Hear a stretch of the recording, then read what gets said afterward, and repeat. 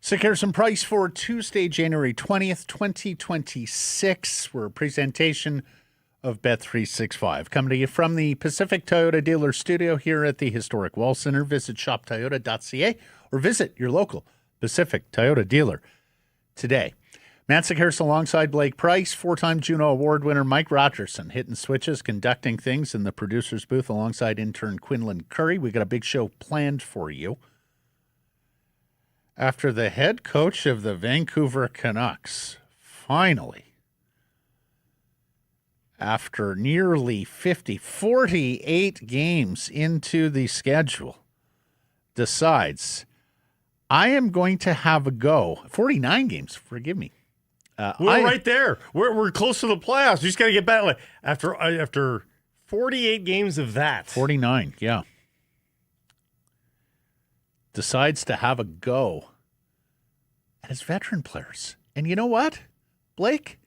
How many times have we sat here after a Canucks game going, Karlsson, Linus, pretty good. Sassone, Max, not bad. Villander, Tom, having a good rookie season, kid. And praising all these young players who, many of whom are having quite nice seasons. Mm-hmm. How many times have we said that about the veterans? Boy, so-and-so was great last Almost night. none.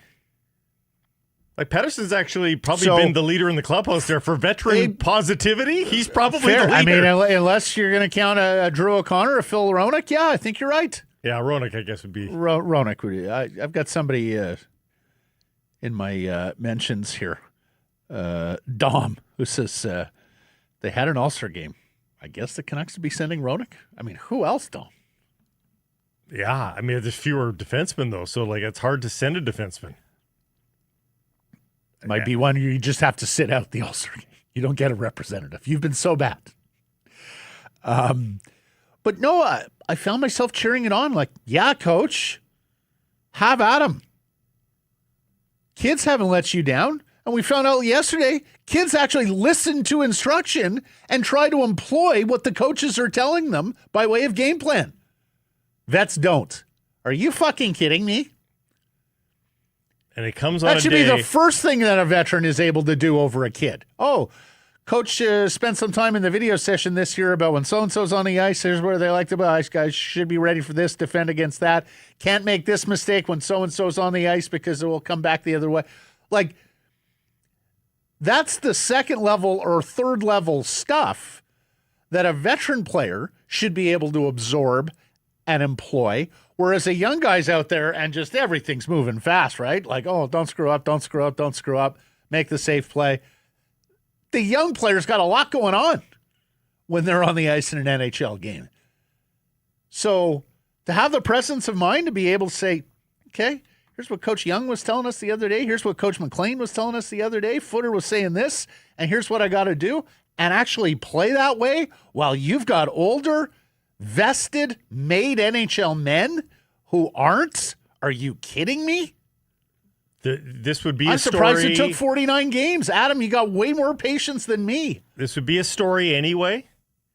But the fact that it comes literally hours after Patrick Allvin, Blake, don't get me started. as cover, which what I think was cover for we're not going to be able to trade all these guys. Okay. So I'm going to have to say that these guys are needed because we're not going to be able to trade these guys. So Patrick Allvin on in-house media says, well, no, to the scrum. He says, we're going to have to keep a lot of these veterans, around to help shepherd these young players through the transition period of a rebuild. Hours later, his coach is going, the veterans are the problem. And so, Blake, the question becomes, is this just two Canucks figures of authority singing from different hymn books not on the same page? Or is that the head coach hearing what his general manager said earlier in the day and said, fuck that, Patrick? Yeah, I mean, are you kidding me? Let me learn you a thing or two on what's going on game to game and shift to shift with this team. I mean, I think there's a lot of worlds where the head coach has no idea what the GM has said earlier in the day in the media That's conference. why I say there's two possibilities here, Blake. But what it ultimately outlines, especially on a game day too, right? What it ultimately outlines is Patrick Allvin, even if he thinks, oh God, the likelihood of me being able to trade this guy and this guy is so low. Well, maybe he just freaking has to. Maybe that's his cover for these guys have no trade value. I don't want to shit on a player like I shit on Besser at the deadline last year. So let me just say, we got to keep some vets around. I think it was cover for sure, but I think he has to reevaluate or get to work a little bit harder to trade those players if the coach is saying these guys are the problem. They're having hissy fits on the bench, slamming doors. Too many hissy fits. Lead the league in hissy fits. Well, and to be honest, and that's without JT Miller. Kiefer Sherwood was one of the lead offenders in that this season. Recently, for sure. Quinn Hughes is on that list as well since departed. Now, I do think we should get one thing straight. There is no world, ladies and gentlemen, where the Vancouver Canucks are going to trade all of these veterans. Our poll question today, are you attached to a single veteran? Yes, specify and reply, no, trade them all. It's more about spirit than it is actuality. The question being, if you got what you deem a fair offer on any of these vets, would you trade them all? We know the Vancouver Canucks are not going to execute the rebuild like that. I'm not sure there's been a single rebuild in this league or any where you have traded every single one of the veterans line of stern. Perhaps the accurate phrase would be shop them all. Fair enough. Like shop them all. There seems sell to be, on the 4 best deals. There seems to be an opinion on social media that the Canucks would trade every single one of them, or that's within the realm. And I just don't think it's kind of the difference between, classroom law and courtroom law. There'll be things you're taught in the classroom of a law school that, it's a little different in the real world. It's the same with me in journalism school too. This is the way it's supposed to go, and then you get in the real world and you say, okay, there's all sorts of other considerations, factors that don't apply in the theoretical. To my math, there's 8 veteran, quote-unquote, forwards, and there's 3 veteran defensemen. 11 guys. Who do you got? Pettersson, Besser, DeBrusk, Kane, that's 4. Garland is 5. Hoaglander, Bluger, Kampf. Oh, okay. You're not putting O'Connor in there. O'Connor's 27 years of age. He's got term. Yeah. Technically, he's a veteran. And he's doing his job. I hear what you're saying. And he's doing his job. I hear what you're saying. Well, yeah, he is doing his job. And then Roenick, Myers, Marcus Pettersson. Yeah. Okay. So you got 11 guys. You're not trading 11 people here. But are you trading 5? You could trade 5. Yeah. Especially you've got no move clauses galore here. But no trade protection. Bluger are tap-ins. Tap-ins. Get rid of them. Like, so then you're down to actually 3 with that requires some negotiation. Right. So, look, and we'll get to some of the context here. The direct quote from Foote, and we'll hear the clip later, but just for the purposes of the poll, our veterans are the ones that feel defeated first. It's been going on here for a few years. He went on to say, we get off our game, get frustrated, slamming the gate. It's something we got to get out of our culture. Our culture is not going to be that anymore. Now, who might have he been speaking of? And you don't know whether it was simply in the context of last night. It was just last night that got his dander up, and that's why he went on the screed, or whether that's the totality of the season. Now, in the totality of the season, I'd be very surprised if he was talking about Philip Roenick. I mean, has there been a scenario where Philip, who's been a demonstrative guy in the past on the ice, slammed a gate or did what? Okay, maybe. But Phil Roenick's having a good year. He's the one guy who's gotten the new Foote system of marking man-to-man. So I doubt it's Phil Roenick. I also doubt it's Tyler Myers. For personal reasons, yeah. Well, I mean, just he's a laid-back dude.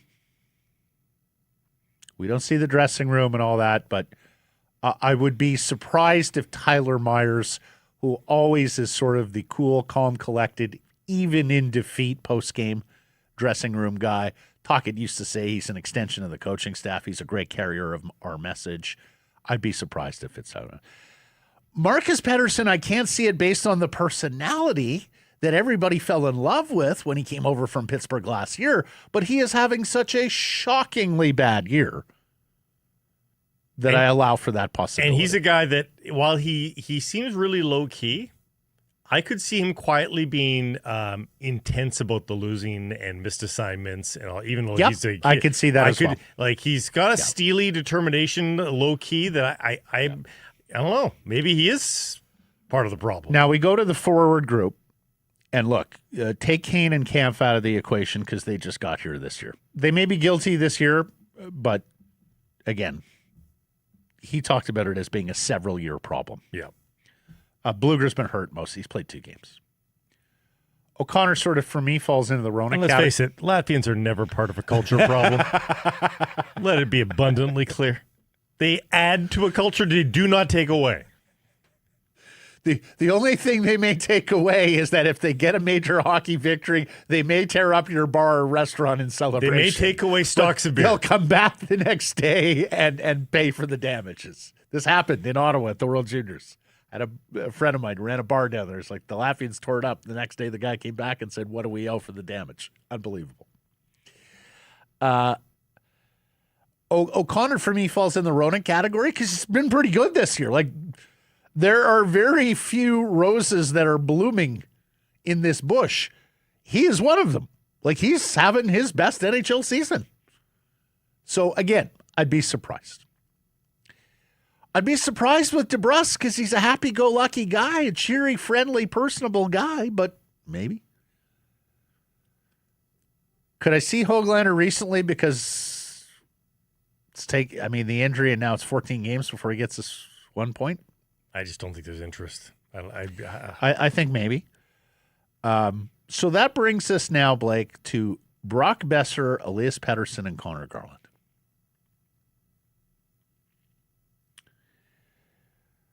I don't see As Jeff noted last night, Connor Garland played a career-high 24 minutes, 28 seconds on Black Friday, late November, against San Jose. He averages 19 minutes and 39 seconds of ice time per game. And yes, he's just somewhat recently coming back off injury. He played 15-22 last night, just 12-51 at evens.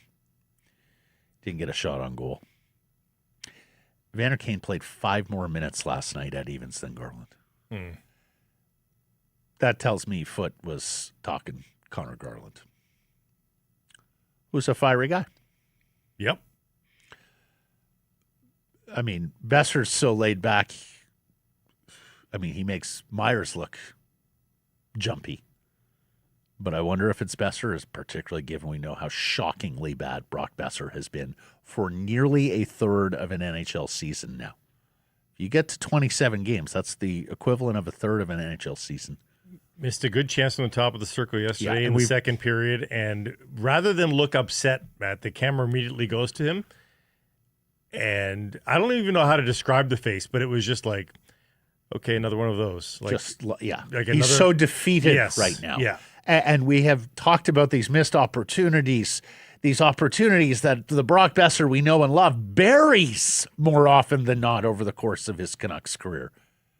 And some of it has been head to the, heavens, can't believe I missed this.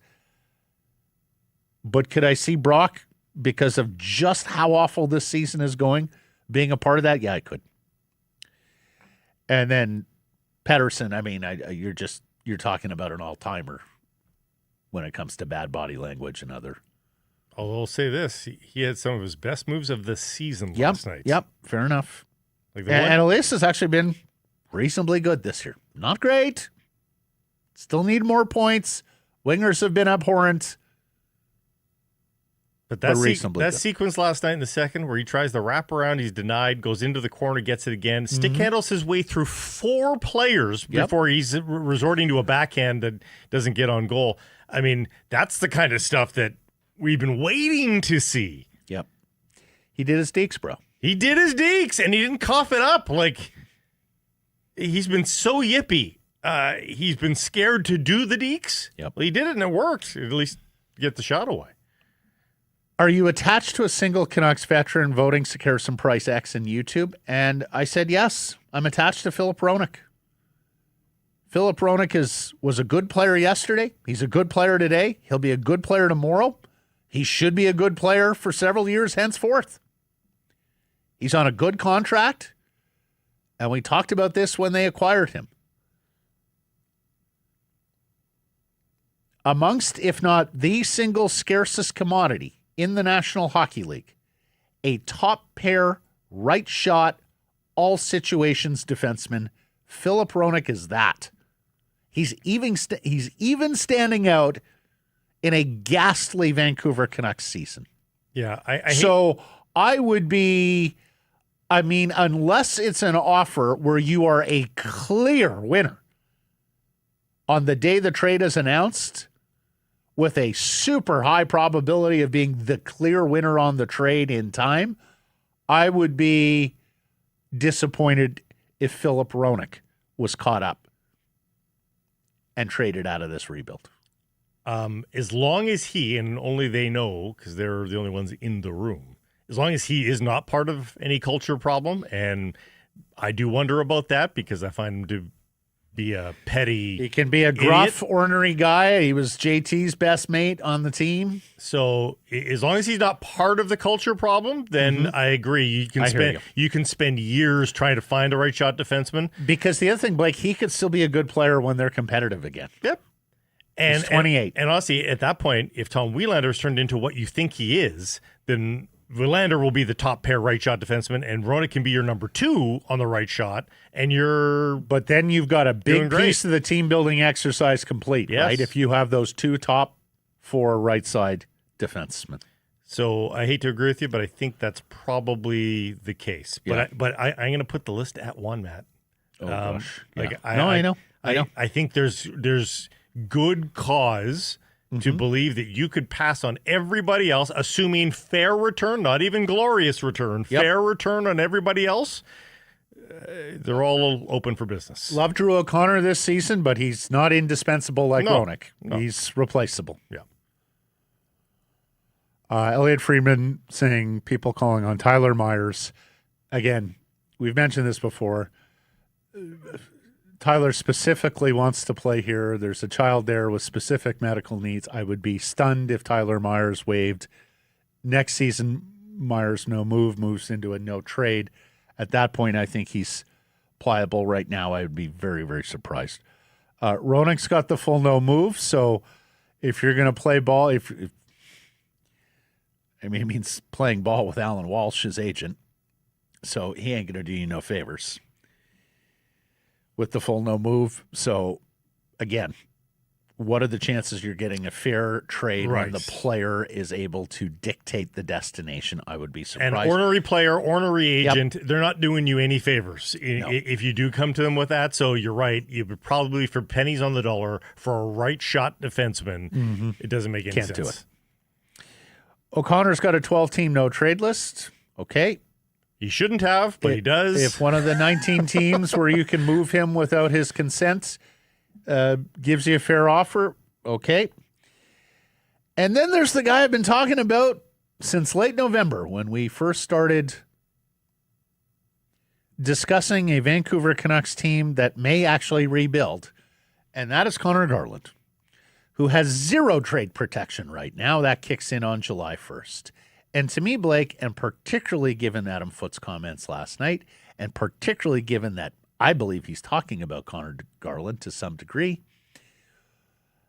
to me, the urgency to move this player before his trade protection kicks in has only gotten greater. For me, he was always the canary in the mine shaft in terms of, are you serious about a rebuild? Because if you are, that means trading 29, soon to be 30-year-old Connor Garland before his extension kicks in at $6 million per year for 6 years, and where he has a no-move clause through 2029. He is the litmus test on are you serious about rebuild? This is a 47-point winger. Like that's what he has been for 5 straight years. He's a 47-point winger. Good player, play driver. You love his effort and energy. You love the fact that he has overcome a lack of size and plays bigger than his listed height and weight. But he is not necessary. No. He is not Not necessary. in the midst of what you're going through. Nobody, when they are envisioning how to build a team, goes, and we need a guy like Connor Garland. Like, that's just not going to come up. You don't mind them on your team, but they're not one of the building blocks of a team that is down to the studs. Yep. Or should be down to the studs. We fired a poll question after last night as well. Are you happy or sad about the Canucks setting the losing streak record? More on that in a second. I voted sad only because the losses are coming so easy right now. You have 2 leads in that game, and did you for a second think they were going to close those out? The here we go again is so painfully evident across their faces, across their play, across their body language. And they're just so difficult to even watch right now. One can tank without establishing new levels of franchise futility. I got to say, I was pulling for them Saturday against Edmonton because I'm like, really? Against a division rival? At home? Hockey night in Canada? After all these get this one, please. As one of the fans said in our comments on Friday. Just get the Edmonton and Toronto games on this homestand and lose the rest of them. Just for the feels. And I get that. Oh, and I find myself sympathizing with Canucks. Can you imagine the reaction in Oiltown if it's the Canucks that end their streak against Edmonton? Oh. Anyways, I voted no. Or I voted sad. Yeah, I think there's a narrow path to losing enough games to get the top lottery odds, but sprinkling in victories every once in a while. That's right. And some successes. And there's a point of no return in terms of just the – I mean, we're all hockey fans. We want to see the best the NHL has to offer. We know this is not it. But from time to time, we need to be reminded. But there was even like last night was the kind of loss that the Canucks want to have. Is you score a few goals – some pretty good effort on home ice. Linus Karlsson and Max Sasson show you some flash, and you get a little excited about that. Elias Pettersson getting involved in the scoring with a great shot from the point. I mean, there are things to hold on to for the future in that loss. The 6-0, 5-0 defeats, not so much. No. 4-14-3 at home now. So 7 of the 21 games at home, they've gleaned points. Just a third. 1 out of 3 at home games you see a standing point. Yes. From the Vancouver Canucks. Crazy. Oh, yeah. Only 20% of the time do you see a win. Yes. 1 out of 5. 1 out of 5. 1 out of 3, you see a standing point. You get it over. So there's a lot of people that have the ice packs, like the quarter season tickets and half season tickets that may have stick handled their way around all victories. I have not seen a win yet this year. Yeah. Some of them may not have seen a win last year either. It's true. Our top story is brought to you by Yellow Dog Brewing, Neighborhood Brewing, Foolish Winery. History achieved. The Canucks lose an 11th straight game, 4-3 to ex-captain Bo Horvat and the New York Islanders, set a new franchise record for most consecutive losses as Adam Foote skewers his veterans as bad culture carriers. The loss surpasses the 10 straight defeats they suffered between October 23rd and November 11th in 1997. That was nearly 30 years ago. The 10th straight loss cost then head coach Tom Rennie his job, replaced by Mike Keenan, club captained by Mark Messier. Some call him the greatest leader in hockey. We in Vancouver know better. Would beg to differ. The Canucks lost 2 of those games in overtime in 97, earning loser points. And that stat, that third column of the NHL standings page, the overtime and now shootout losses, has led the NHL to neuter the terminology around, quote, losing streaks to, quote, winless streaks. Alas, they are losses, and the league's verbiage isn't fooling anyone in a smart hockey market like Vancouver. And speaking of, the Canucks' longest winless streak is 13 games.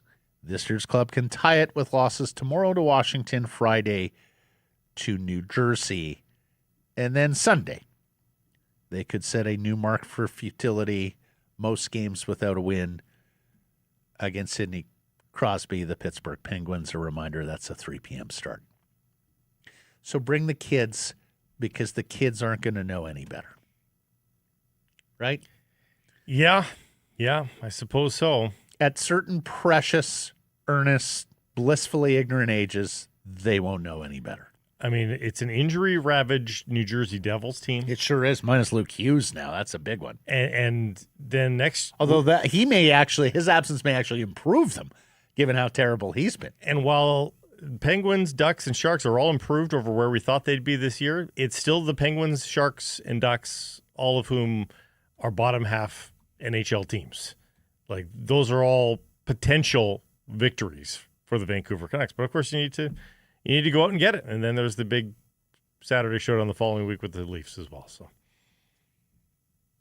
incidentally, that winless streak happened back in 73-74. It included 3 ties. We had ties back then. There was no overtime to settle matters. That was the 73-74 team, still relatively fresh out of expansion, one of the worst expansion teams in NHL history.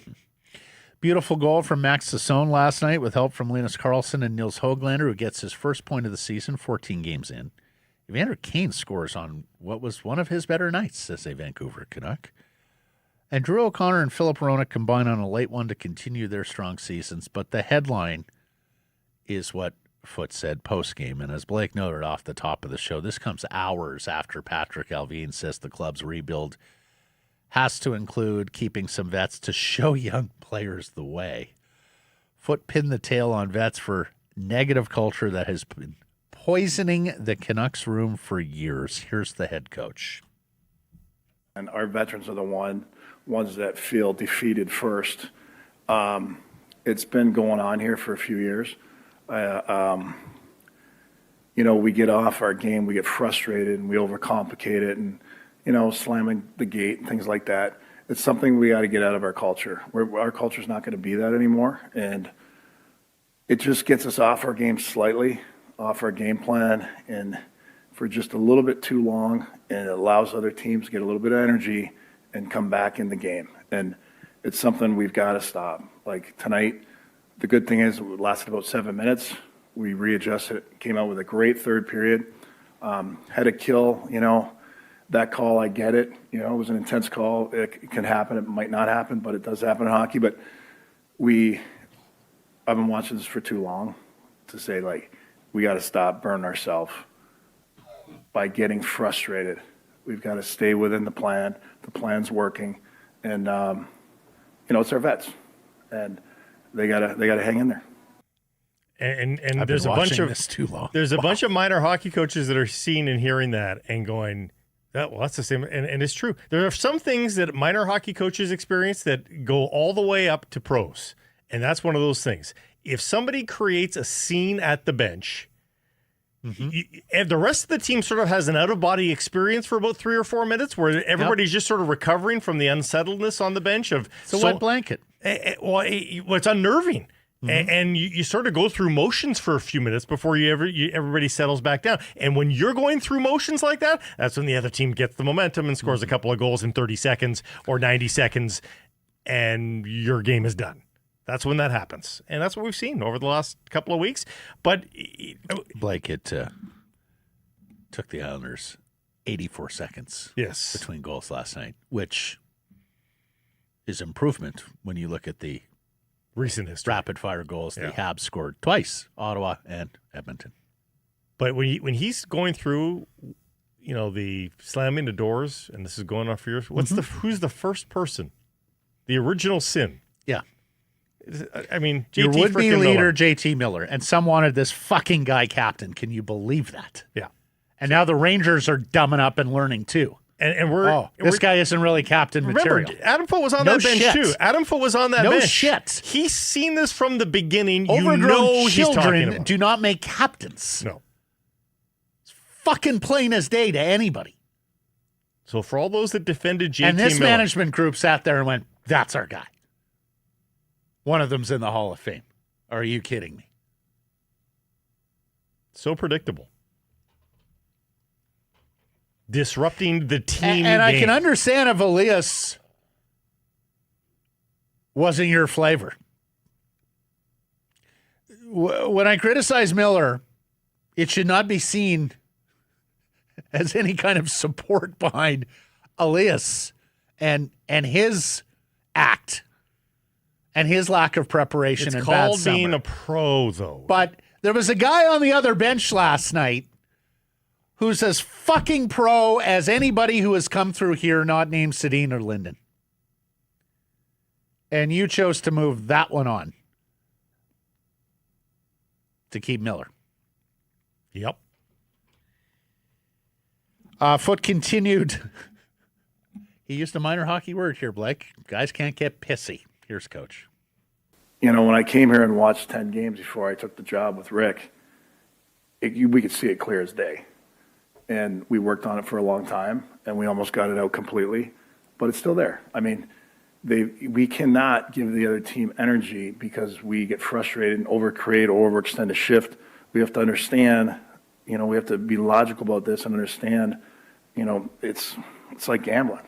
You know, you have to play the odds. There's lots of hockey left, and we just push or we get pissy or, you know, we get off a little bit, maybe feel slightly defeated. The frustration comes in, and we can't do that to ourselves. The league's too good, and they take advantage of it, and then you got to claw back, and we do a great job clawing back. I give them a lot of credit, but we just got to stop a little bit of it, almost have it all out of us, but we've got to get the rest out of us so we can be consistent in our play. These are the guys that Patrick Olvine says you need to keep around to help shepherd the young players. Like, honestly, they're talking about two different groups of veterans here. It's like they haven't met them. And let me, Horvat wasn't playing last night. No. But his team. Yes. Yes, you know. Knew what you meant. Mm-hmm. I thought that was very good messaging from Foote. Blake, we had talked about it before that Eastern road trip where effort became a problem and they got blown out in Toronto and gave up all those goals in Montreal. And we had teased Foote a little bit about being right there, but he's not wrong in terms of there have been a lot of games and a lot of points there for the taking this year. Whereby those sorts of scenes, those sorts of deflations, whatever you want to call them, could have made the difference. So I got to say, like, you know, Adam, I really liked Foote's messaging in training camp. I thought he set the right tenor, especially based on the trauma that the team had gone through last year in the room with Pettersson versus Miller and all that. It's not like I have found him to be a particularly great messenger or wordsmith post-game this year, but I just found myself nodding my head, yeah, Coach, at like a number of things he said last night in terms of his assessment of what has cost them this year and those lapses that he talked about.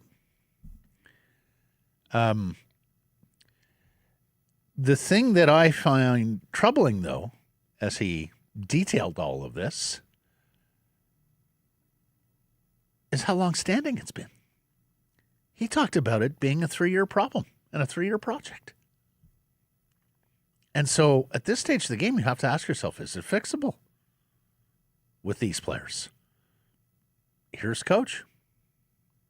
I get the frustration when the next injury, Denver goes down. I get it. It's frustrating. It's like, what just happened to us, right? It's crazy.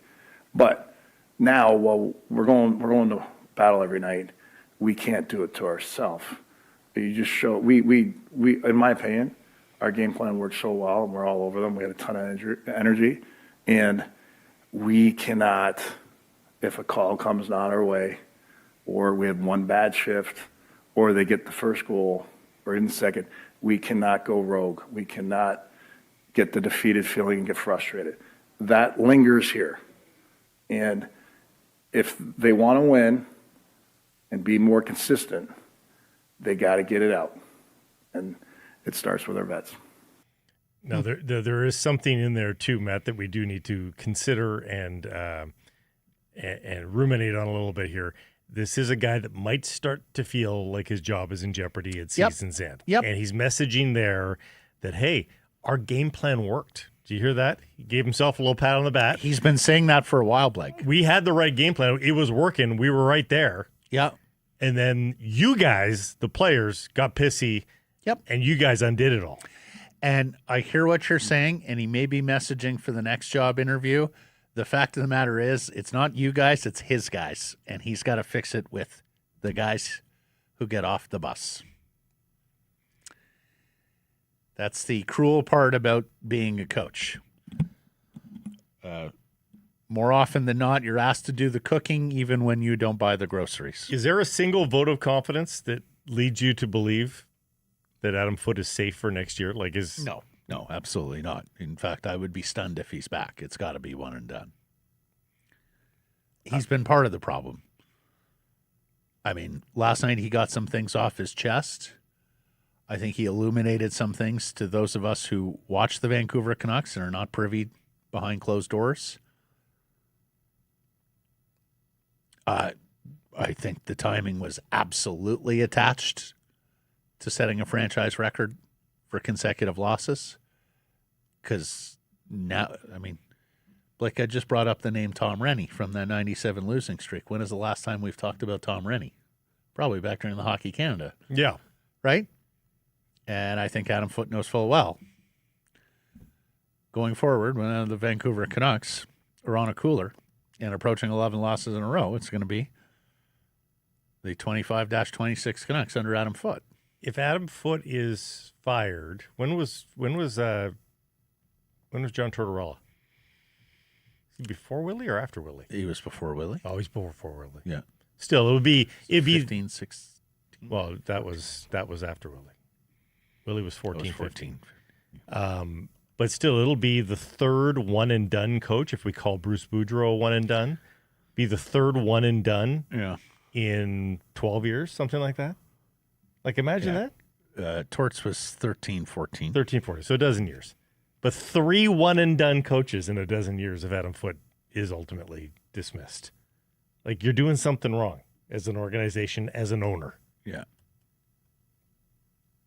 I mean, that's getting to Edmonton Oilers. Boudreau lasted, what, was it 13 months? Yeah. One training camp. I think hired in December 2021 and let Lasted go till in January 2023. Yeah. Oh, so 2 years. Yeah. But one training camp, right? No, 2 training camps. Two. Yeah. Not a lot of great decisions. No, one. Took over December 2021, 21-22 season. Fired in the 22-23 season. So you're right. Yeah, my bad. Math, not my strong suit. Calendars. How to read a calendar. Yeah. They keep changing the numbers. Every January, new number. So confusing. There's 12, not 10 months? Why do they make this so difficult? Okay, and so to his point,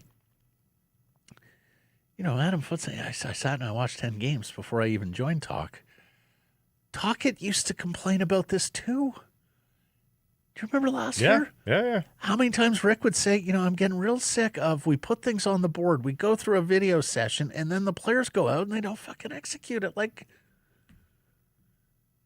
So it's conceivable here that you've had vets who have gone through 3 different coaches, Foote, Talkit, Boudreau, who try and say, hey, we want to play this way, or you got to do this, where they just can't go out and do as instructed. So hell yeah, you got to trade some of these guys. And then worse yet, one of the examples that the organization has held up, we talked about it yesterday, Kiefer Sherwood's going to become a very rich man because of his efforts and exploits with the Vancouver Canucks. Now, not recently, his body language strongly suggested he wanted the hell out of Dodge, but a late-blooming, earn it with hard work, play with passion, fire, intensity, emotion, winger, traded to San Jose Monday. And take a listen to how Max Sassone talks about Sherwood and how he was held up as an example for the Abbotsford guys. 100%. Yeah. I had a long talk with him today, and I'm continue to stay in touch. He's given me a lot of advice ever since day one up here. And I think, even when we were in Abbotsford, that's a guy that we talk about all the time that we can learn from and strive to be, one day that, maybe just because you weren't in the NHL at 21, you can still find it. And, he's playing his best hockey right now at 29. So, we're going to miss him. And he was a great friend, but also an unbelievable leader to all of us. And I'm sure Karlsson talked about this as well, right? Like Karlsson's a late bloomer as well, not quite as late as Kiefer Sherwood, but guys like Sasson and Karlsson, yeah, absolutely. That's the example. Anything that if we can explode before 28, we're ahead of the Sherwood curve. And just like slight correction, Sherwood's 31 in March, Max. He's gone flying past 29. But those were fantastic words, and a lot of them exactly what you want to hear from a young player. Mm-hmm. And until recently, I think Sherwood was part of the solution, not part of the problem. Yeah, I think the trade rumors just wore on him. Yeah. That's all. And that's understandable. He wanted out. The one thing I will say, and Mike, you can throw the viz up there, but Saravelli thinks he's like 5 by 5.5, which is whoa. AFP said the same thing, though. Yeah, I know. If I can just ruminate for a second on the trade yesterday, after another 24 hours of thought on this, I do wonder whether they will, had they looked to move him early, like late November, when they first put out the memo saying our UFAs are available, whether they could have done better than 2 seconds. As I mentioned yesterday, I wondered about leaving him till the deadline. I recognize he would not have been very happy, but could you have really put the screws to someone, a contender who missed out on other? Because there will be teams that miss out on players here, and they're going to have disposable capital, even first-round picks, I think, that are going to move. But I was thinking about it more and more, and especially in the context of should Rutherford and Alvin be the ones executing this rebuild. Now, believe you me,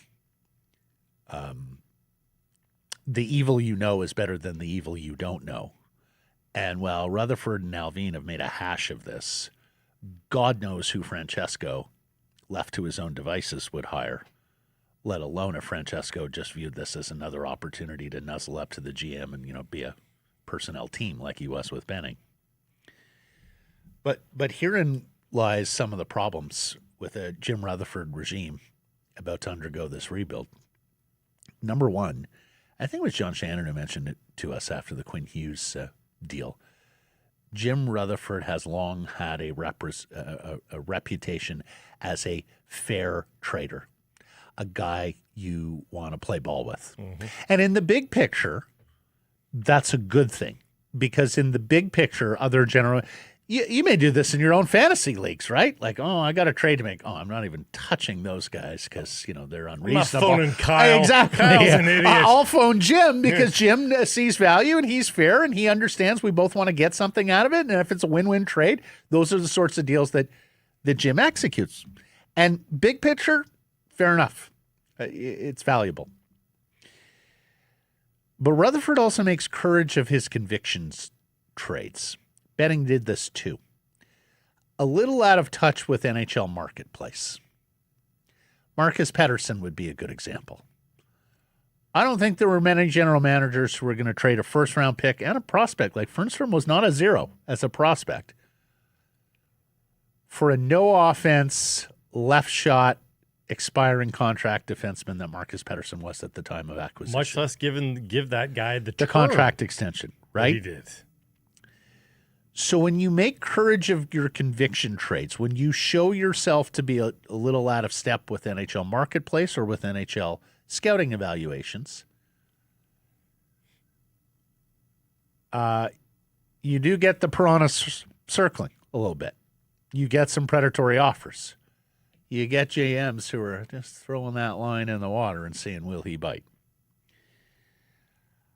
I also wonder, and this goes back to Alvin and the Besser thing last deadline, I'm not sure they're great marketers of their players. Burke in his heyday here with Vancouver, tremendous marketer of players, right? We even saw a little bit of that with Brian in some of the behind-the-scenes stuff that started. You talking about behind-the-scenes marketing? Well, you've got to drum up markets for your players. Mm-hmm.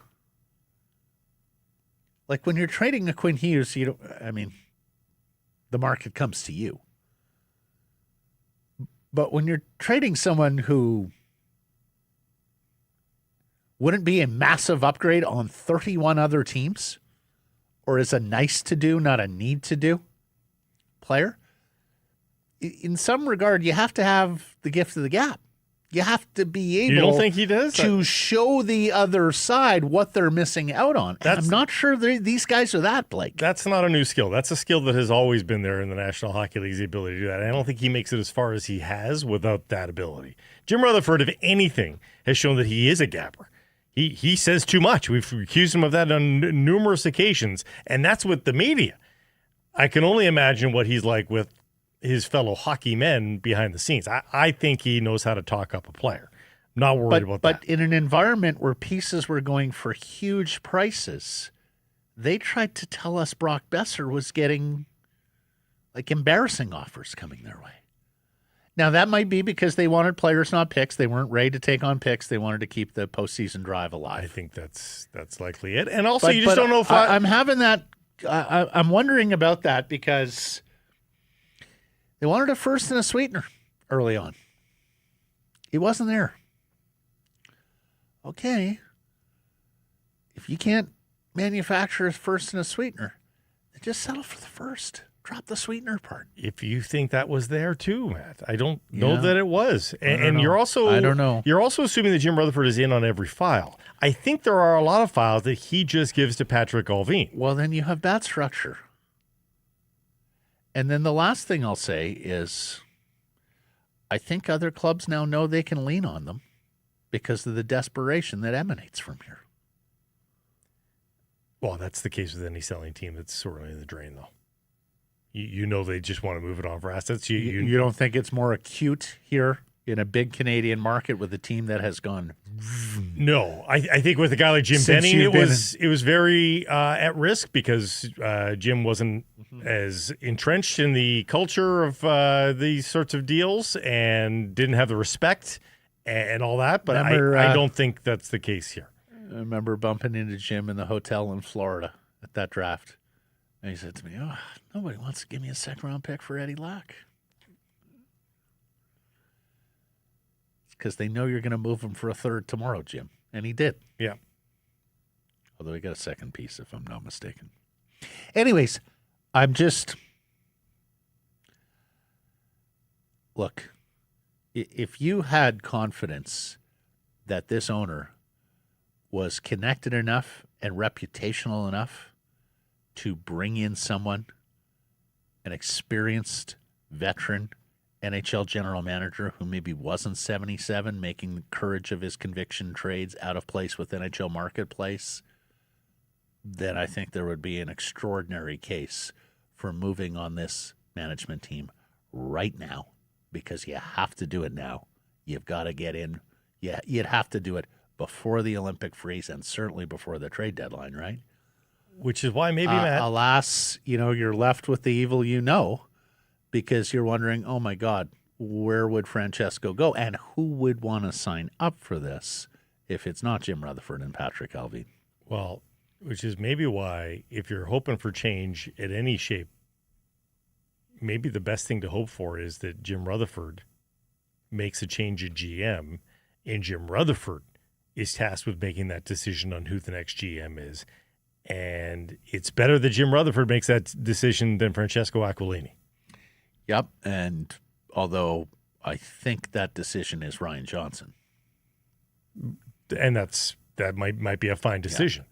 Yeah. I mean, if one of the disciples of Rutherford were available, that would be interesting, but Bill Guerin, I don't think, is going anywhere soon in Minnesota. Would you want Fitzy after the hash he's made of New Jersey? Botterill's back in Seattle, right? So the guys who he is sort of overseeing, at least the most recent ones, are all in GM's chairs. But Fitzy is a possibility. Do you want Ron France? No. God, no. Stop it. You know what you need? You need a glass of Chardonnay to help relax you just a little bit. And I should say, I'm a red wine guy generally. When I do drink white, it's a Chardonnay. The women in my life drink Chardonnay. It's the one, and I didn't even know this. I naturally came upon Chardonnay, and I read about it, and they're like, that's the red wine drinker's white wine because it's got body to it. It's got a lot of body. A little more of a heavy hitter. It's true. This Chardonnay from Foolish Measured. walks the line between crisp and lush, blending the vibrance of stainless steel with the finesse of a French oak. It's bright, balanced, effortlessly chic.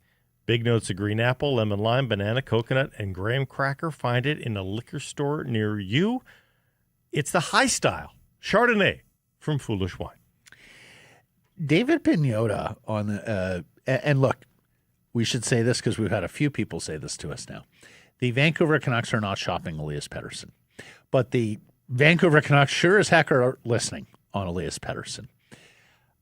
Now, there is question as to whether he would waive his no-move clause in season, and I understand that. We talked earlier in the week, last week, about, where do you think he might waive for. Pagnotta, he expects Elias would fetch 3 quality pieces, a first-round pick, a top 2 center, and another big asset. Whoa! We'll talk to David on Thursday, but giddy up. Something like that is available. I think I'm quite tempted. Saravelli says there's growing suspicion league-wide that Pettersson will be traded. The interest is high, in part because it's a thin center market, trade market, particularly guys with term, because, of course, who trades top 2 centers? Very rarely, right?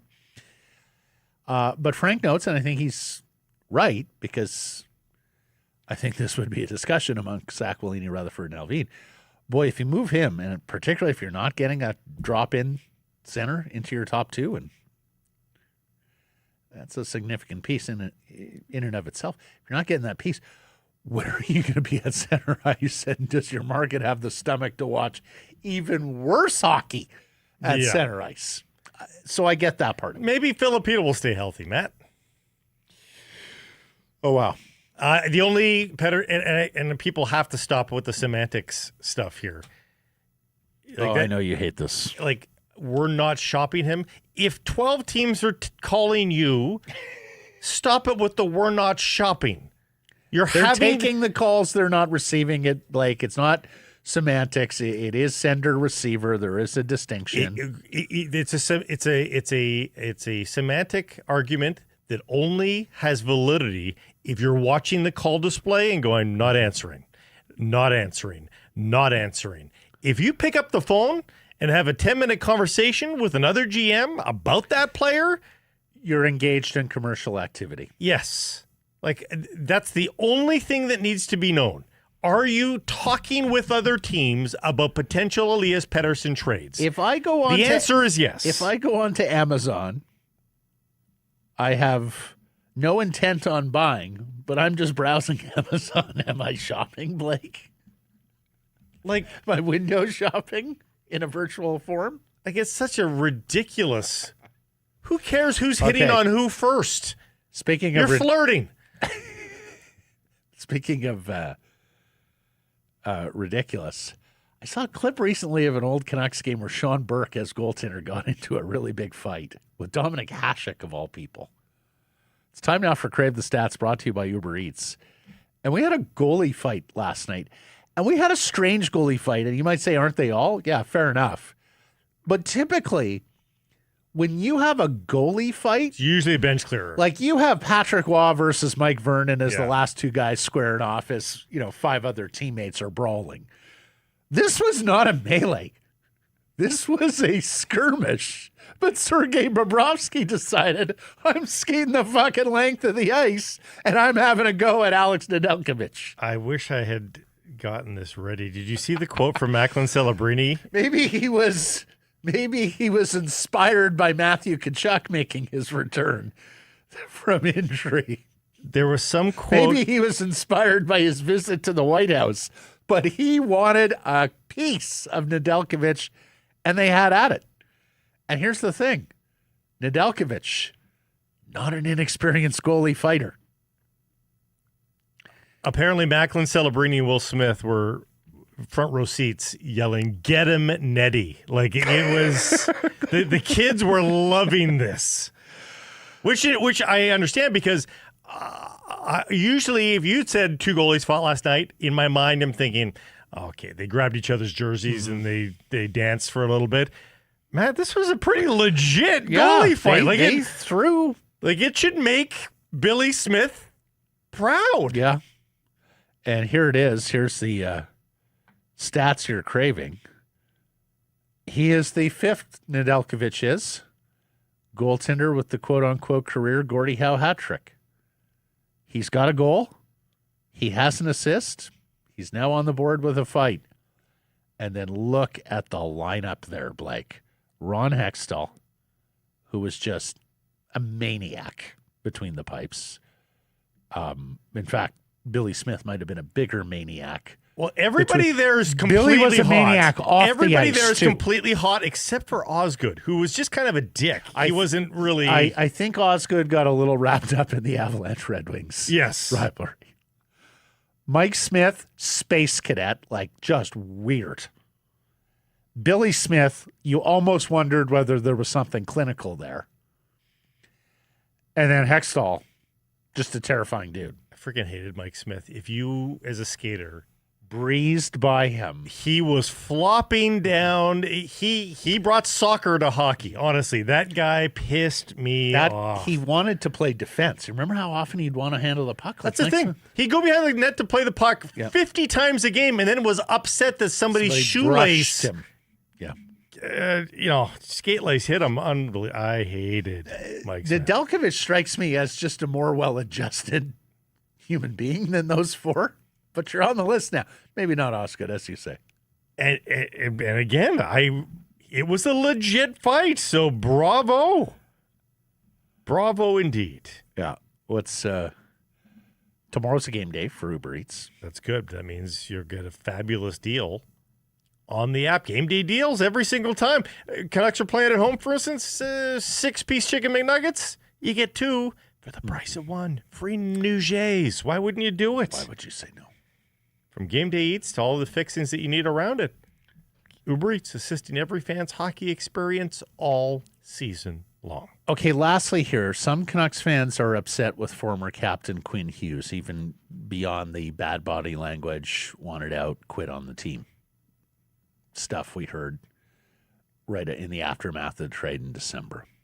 This is ridiculous. But some of it is based on his comments he made here this week with the Minnesota Wild, where he said, "This is just a better team," and then told the reporter, "You know that. Watching Vancouver, I love a lot of those guys. It's not where I'm sure they want to be and where I wanted to be when I was there." So I understand how this landed harshly with some Canucks fans. I understand that, you still, in some cases, there are some candles still being held for Quinn. As he pointed out, they're like 3rd in the league. They are a better team. It's just facts.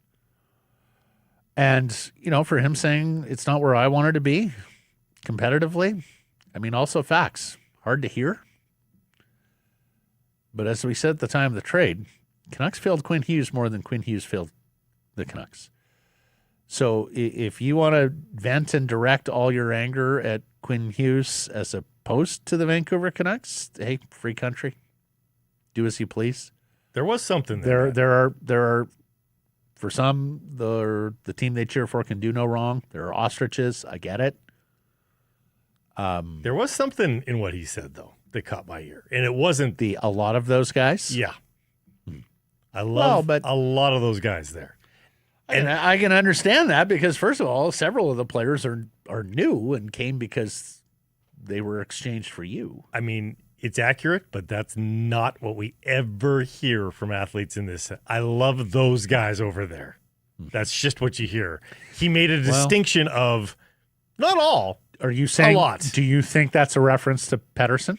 Do you think know. that he's still a Team JT guy and that I think his face told us everything we needed to know, that he was not happy as a Vancouver Canuck at the end. And I think part of that was I'm kind of done with this group. And I think he was being absolutely accurate. He likes a lot of those guys, but not all of them. And then for those who are holding candles, know that Quinn has extinguished his. Blake, this is quite a follow in and of itself, the NHL follow tracker. Quinn Hughes, he unfollowed the Vancouver Canucks yesterday. Wow. Harsh. As you know, in high school these days, there is no greater signal that you are feuding with someone or done with them than the unfollow. I have 4 children. I'm aware of how this works. Have any of them come home from school like upset because of an unfollow? Yes. Yeah. It's a thing. I just think of how much angst and awkwardness and how difficult high school was in our day, but having another realm of social media that could create even more angst and anger and sadness and all the feels of the unfollow. Do you remember the day that I followed you? Does it stick out in your mind? No. No? Although Blake follows very few, right. So it's quite special when Blake follows you. Mike, does he follow you? You should check. I haven't checked. I would bet he doesn't follow you, Mike. Here's enough from me from the back room as it is. I mean, I know he's got your number and all that. It's not like there's no chain of communication. That's there, right. But I would bet he doesn't follow you. He's quite discerning. It's true.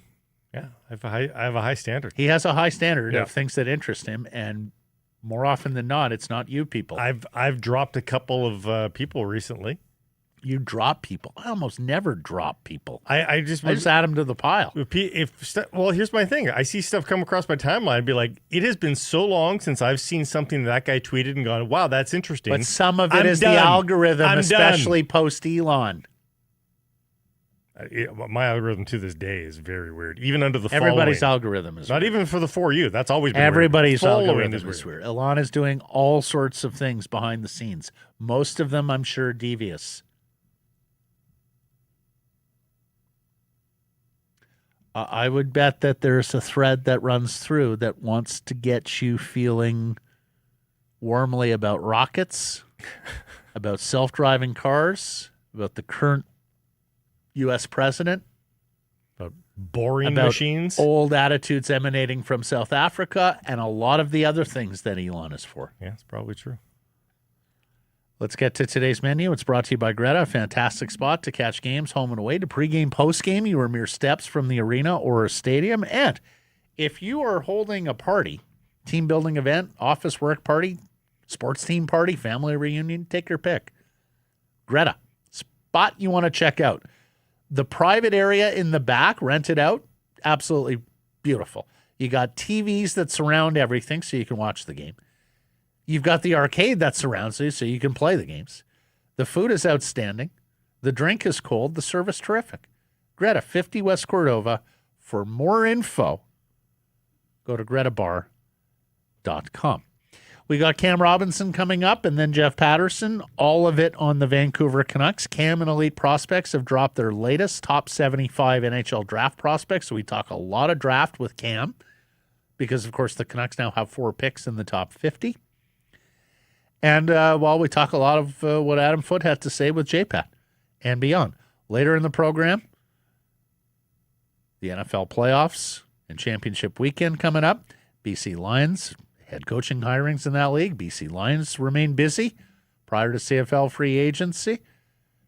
There are now openly talked about boycotts of the World Cup if Trump invades and annexes Greenland.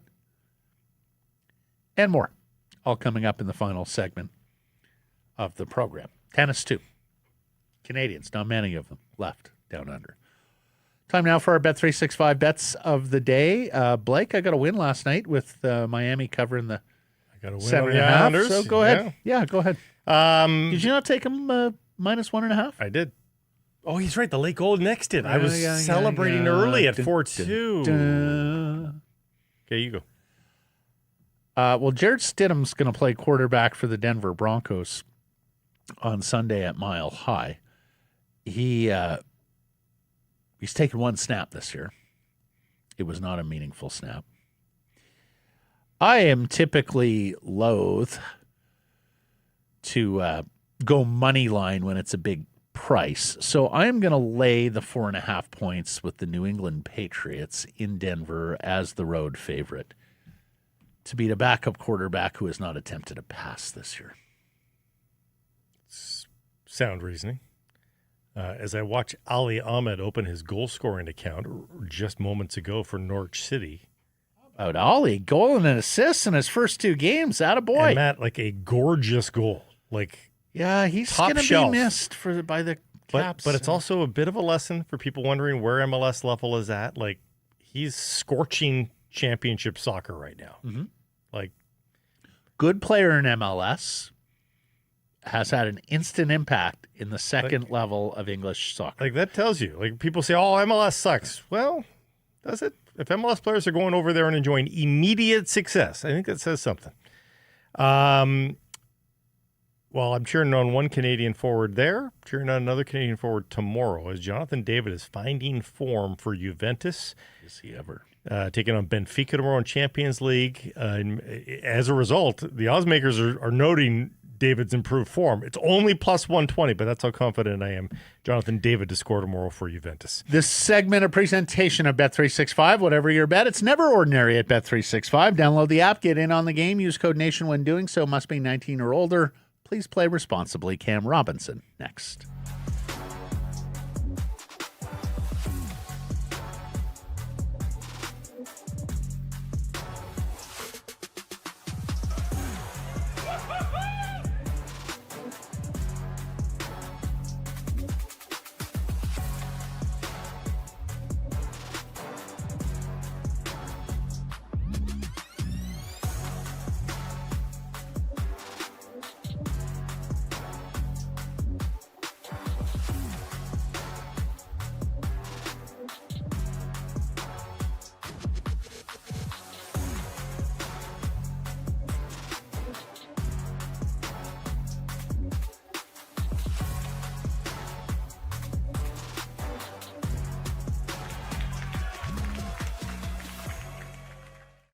Secure's and Price from the historic Wall Center. And this segment, a presentation of our new partners. Yeah, welcome aboard to Pacific Blue Cross. And they are coming through the gates with gifts.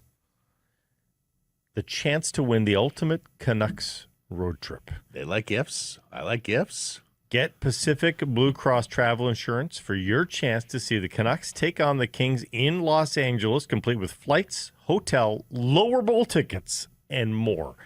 No purchase necessary. Contest ends February 28th, 2026. You just enter now by going to pacificbluecross.ca/Canucks. Good gift. Thank you to Pacific Blue Cross and welcome aboard. Here's Cam Robinson, the director of everything at Elite Prospects, and they've got some news with a revised, updated top 75 NHL draft rankings just in the nick of time, Cam, because we were sort of asking you about, guys who are in and around number 50 on your board after this Canucks trade with the Sharks yesterday. But let's start right there. What did you make of the return for Kiefer Sherwood? I think it's fine. 2 picks in the top, probably in the top 50 is fine. And then obviously just a contract, San Jose is at 50 contracts. So I think that was just contract in, contract out there. Personally, I would have been pretty tempted to wait it out. Now, obviously teams are holding on to their first round picks. They're keeping them close to the vest because the hope of landing, can we get an Artemi Panarin? Can we get a Nazem Kadri? Can we get a Vincent Trocheck? Someone that can really move the needle or maybe play a more premium position for you. But what happens when teams miss on those guys, right? Then they start to get a little desperate. I still think that there was a world where if you waited and you pushed it right to the midnight there, is that you could have got yourself a first and maybe even something else too. And if you weren't going to get a first, maybe you're going to get yourself someone who was drafted in the first round and now they're 19 or 20 years old. And it's just a little more juice to that package. But at the same time, I asked around, and it sounded like that this was, the player was ready to go. That it was time to move. Teams weren't budging on the ask, and it was like, all right, let's just get this done. We have a pretty decent package here. We'll take it and we'll move along. And I don't think Kiefer was alone in that. I think that there are other some veterans that are, 1 foot out the door, looking hopefully some greener pastures. And I'm sure it's very difficult, right? Like losing as much as they are and as badly as they are right now, that it's tough. It's tough to be a veteran. It's tough to be somebody who looks at your career and be like, it's not going to last forever. And this team is going nowhere quick. But yeah, it would have been tempting, I'm sure, for management to wait and try to maximize it. But, they got a fairly decent package. So again, it's fine. For an injured player, too, who he himself says he's not back till after the Olympics. So if he's not playing till after the Olympics, there's a lot of questions when he comes back from the Olympics, and who knows what the price is at that point. Yeah, you run the risk, right? Especially with an injured player already, that there could be a setback, and then all of a sudden it's like you're getting close to the deadline and he's still not playing. And now you run the risk of not actually moving the asset out. So all those things, I'm sure, came into play with the agent trying to help facilitate the deal too, and coming back to management and being like, listen, like these guys aren't going to give you a first. If you don't budge off this, you're not going to move them. So they're kind of dealt a bit of a tough hand there in that regard. And so that's, like I said, they did probably about as well as they could have hoped at this stage. They could have maybe got more if they rolled the dice on it, but then they might have got nothing too. So. I'm with you, Cam, in terms of what would have happened if your fear of losing teams at the deadline. I also wonder if they had moved him in late November, because you remember they were looking for a first plus in late November, and I'm wondering if they just got a little greedy. Then he went through the big slump, and then he got hurt. I do wonder whether they missed this early as well as potentially late, as you say. Yeah. Yeah, and I mean, that could have definitely played as well, too. And then you have to look at it as well. So it's like, what would you have preferred? Would you have liked Dallas's first-round pick that might end up being 30?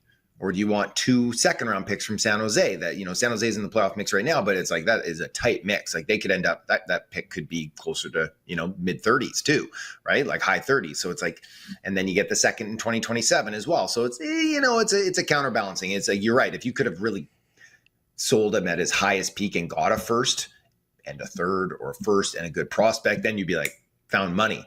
But now that time had passed, so they missed that boat. So it's funny you mentioned that, because we went through the exercise yesterday and I chose pick number 25, but I like your example better. Let's say it's pick number 30, Dallas. So if you're on the clock at the draft, Cam, and you're holding number 30 and somebody calls up and says, we'll give you 45, 46, 47, something in there, like to drop back 15 to 17 spots and a future second round pick. Is that something you do, right? Like, is that equivalent value? That's the exercise we went through yesterday, and that's why I said I'm a little disappointed in the return, because I think even a late first is probably worth more than a pick somewhere between 45 to 50 and a future second. But you tell me, you're the draft guy. No, you're right. You're right. It is. I would take the late first rounder in that regard. Now, if it's like I'm picking 30 and someone's like, hey, we'll give you 44 and 54 right now. 2 picks this year. We know what they are. You know who's there on the board or likely to be there. Then maybe that value's there. Or maybe it's 44, 54 and 95, right? And then I'm interested. But that pick, and also just the perceived value of a first round pick, even if it is 30, if you wanted to do something creative with it and move it for a player, it just holds more value. Even if it's like pick 30 versus pick 40, right? Like 10 spots, but that first round value, it has it. And it's psychological, I think, for teams as well, too, that they might be more interested in doing something with that pick, too. So it would have given them a little more wiggle room. But say Levy. You guys are quibbling. You guys are quibbling. We're not quibbling. We're in alignment. No, but you're quibbling with what happened. And guys, the bar for this team is so low. The fact that they executed an acceptable trade if not the perfect trade. Like, there should be a parade down Robson right now, and you guys are quibbling Listen about to your a low handful ball. of spots. Listen to your low standards. Yes. Yeah, there is a very low bar for this team. This They're is 2 a for 2. Hall of Fame Poho, and I'm supposed to hold him to this standard right here on the bottom, Blake? They are 2 for 2 in their 2 trades. Right now, this management group is trending up. There we go. The Looking trend positive, is, boys. The trend is like this. It's barely discernible above a horizon line, but it's trending up. We're moving in the right direction. Let's see what they do next, right? Because they've got a whole lot of pieces here that they could be moving out. Now, not easy pieces to move, not guys that are thriving, that teams are going to be clamoring for, but they have a lot of pieces that they can move out the door and accrue more assets to. So I think now that those, Quinn, very marketable, Kiefer, very marketable, the rest of them, not so much. So now the real test comes. Can you move off of, can you get Jake DeBrusk out the door, who has 1 even strength goal in 50 games this season? Can you sell a team that Marcus Pettersson is a better defenseman than he's been playing this year? Can you tell a team, hey, just give us a mid-round pick for Evander Kane? Can you move out David Kampf as, hey, you need a reliable 4th-line center who can play defense? How about a 3rd-round pick? Now we're really going to test and see if they can do some work. I haven't used this line in years, mostly because we cover the Vancouver Canucks, but Cam Robinson, right, so right, mayor of Wrightville, right. Finally got one. Adam Foote can't make the trades, but he sort of endorsed them, didn't he? With his comments last night. Did he ever? And you say, and it's really ironic because I think there is a portion of blame that falls at Adam Foote's feet. Like we were talking about this yesterday as it pertains to defense and all the defensemen that have regressed under Adam Foote. But really, you could say that about a lot of the veterans here too on the forward lines, Cam. Like Adam Foote deserves some blame. We can argue about the percentage, but some blame for how DeBrusk has played, for how Brock Besser has played. Like all these players have taken steps backward, pretty profound, in fact, under the tutelage of Adam Foote. Yeah, I mean, he's been the perfect tank commander, right? Like it's been somehow it is really shifted the gear. And now not all blame can be laid at his feet. At the end of the day, it's on it's on the players to show up, but it is on the coaching staff to get them ready, to have them prepared, and then to put them in spots to succeed. And so you're right. I think that there's enough blame to go all over the place here, from ownership right down to the players. Maybe we'll let the trainers off the hook this year. But no, I think you're absolutely right. And especially because we have such a equal pictures to look at here. The team isn't much different than it was last year under Rick Tocchet. The personnel is very similar, and the results are not similar whatsoever. So you're absolutely right. So for him to come out and to really tear a strip off the veterans, I think it was worthwhile. But at the same time, I'm sure he has to take a look in the mirror and be like, what's my role in all this too? Mm-hmm. When you hear that about culture, Cam, what pops into your mind when Adam Foote talks about veterans, the defeatism, the easy frustration, the bad body language, and that it's been a problem for years? Oh my goodness, what pops into your mind? Well, I mean, you used to have a captain who used to face the media, good nights, bad nights, he'd come out there. Management told him that they were going to take care of him, and next thing you know, he was getting shipped off to New York, the Islanders, that is. So I think that it's been an issue from day one. I think that there's been a disconnect between how management and coaching staff have handled the players and how they've tried to police themselves, right? Like going back to trying to get players to get Pettersson more involved by giving him tough love.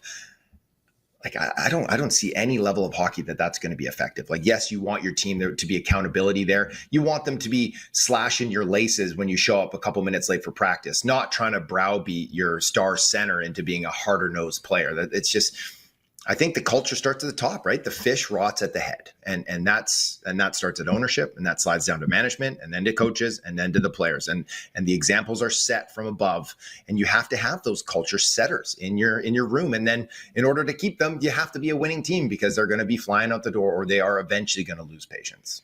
Is it true that the fish starts rotting at the head? I hadn't heard that. I hope so. Yeah.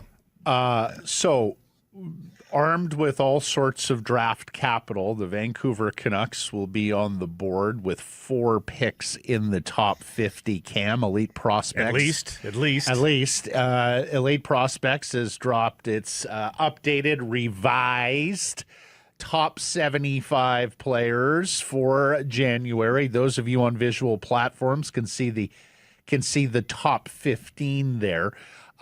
So, couple of questions. That Minnesota pick is right now going to be quite late in the first round. I mean, we'll see where that Minnesota first round pick, that is going to be late in the first round. We'll see where that ultimately gets to. But right now it would be pick 29, if I'm not mistaken. And we'll get into this in errors and omissions. There will be a bit of a variance on pick number based on points percentage, and what site you look at. But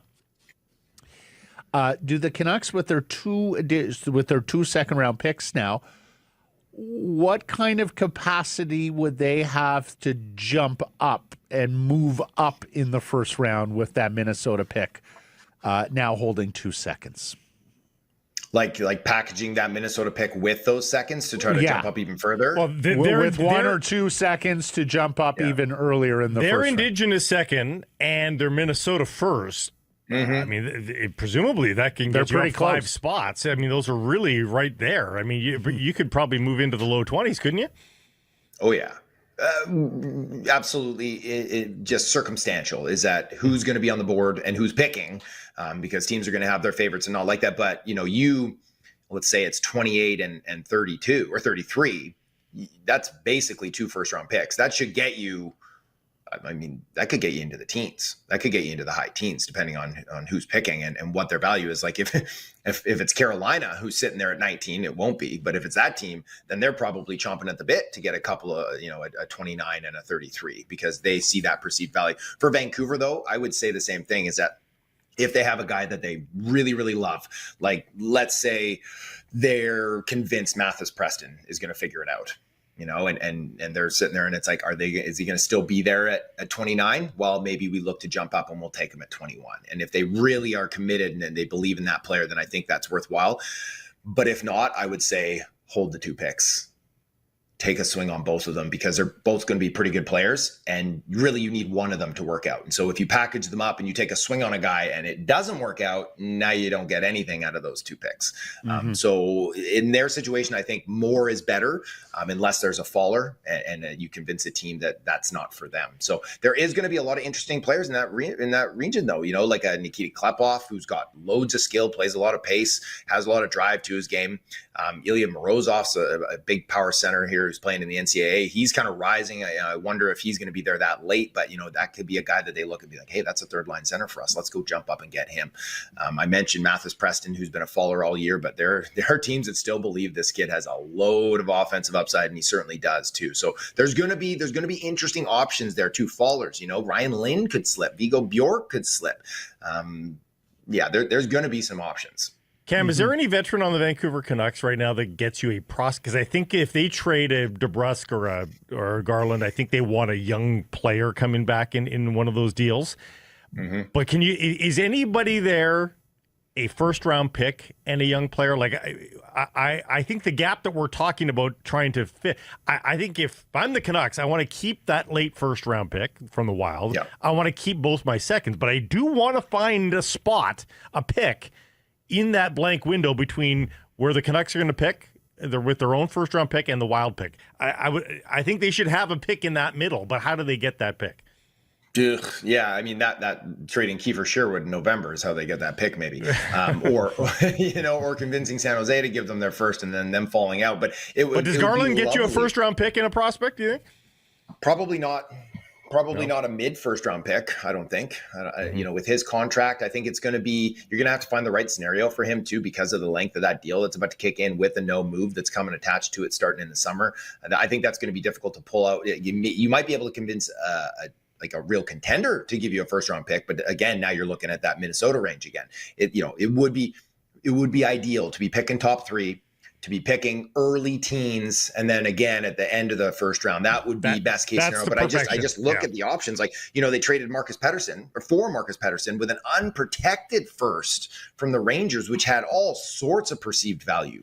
I don't think you're turning that around. I don't think you're able to flip him and get anywhere close to that value at this point now too either. So I just don't see it, right? Like, we went through the names, like, other than the ones we mentioned, it's Garland, it's Teddy Bluger, Niels Höglander. Like, you're just not going to be able to maximize value on those guys to get you into that zone without, again, adding picks or prospects to it to jump up, which kind of defeats the purpose.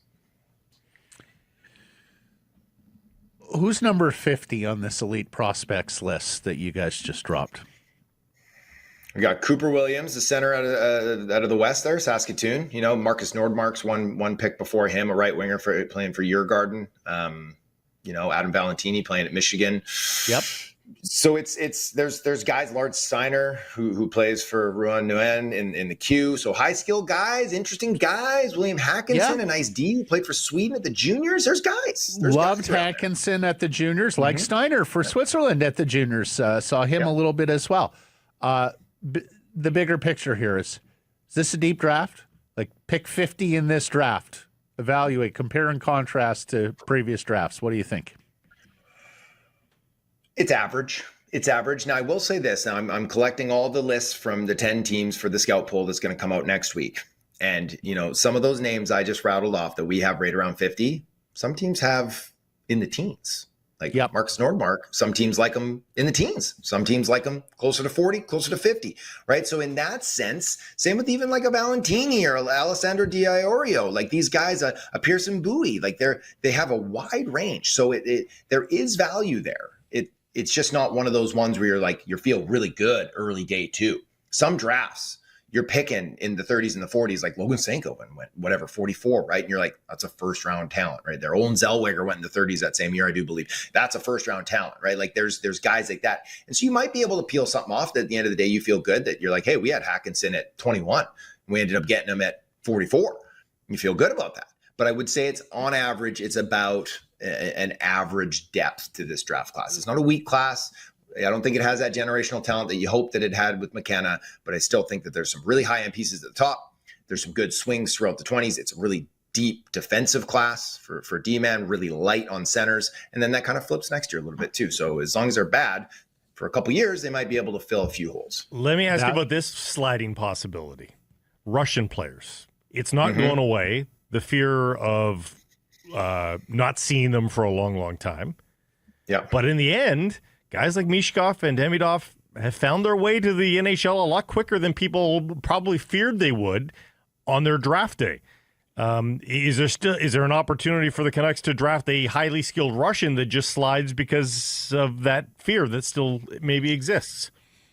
Yeah, not early. Not early. There isn't. There's going to be maybe some guys that you want to look at who are tearing up the MHL in the second or third round that you can. But you don't think Shilov or Morozov or Sherbakov? Well, they're over here already, Blake. Yeah, so a lot of the top Russians now matriculate earlier if they can. So. Yeah, it's Sherbakov, the defenseman there. We have him 21. He's, again, his name's been popping up on the top 20, top 30 from teams. It's Gleb Pugachev, a kid who just saw, I believe, he scored in the KHL there the other day too. But both of them project as more defensive-minded players at the NHL level. So you're not swinging on like high end. It's not a really high-end draft class for skill with the Russians this year. Yep. And then, like you said, the ones that are, they're already over here. I have read some good things about this Fyodorov, who's back in Russia, a centerman. But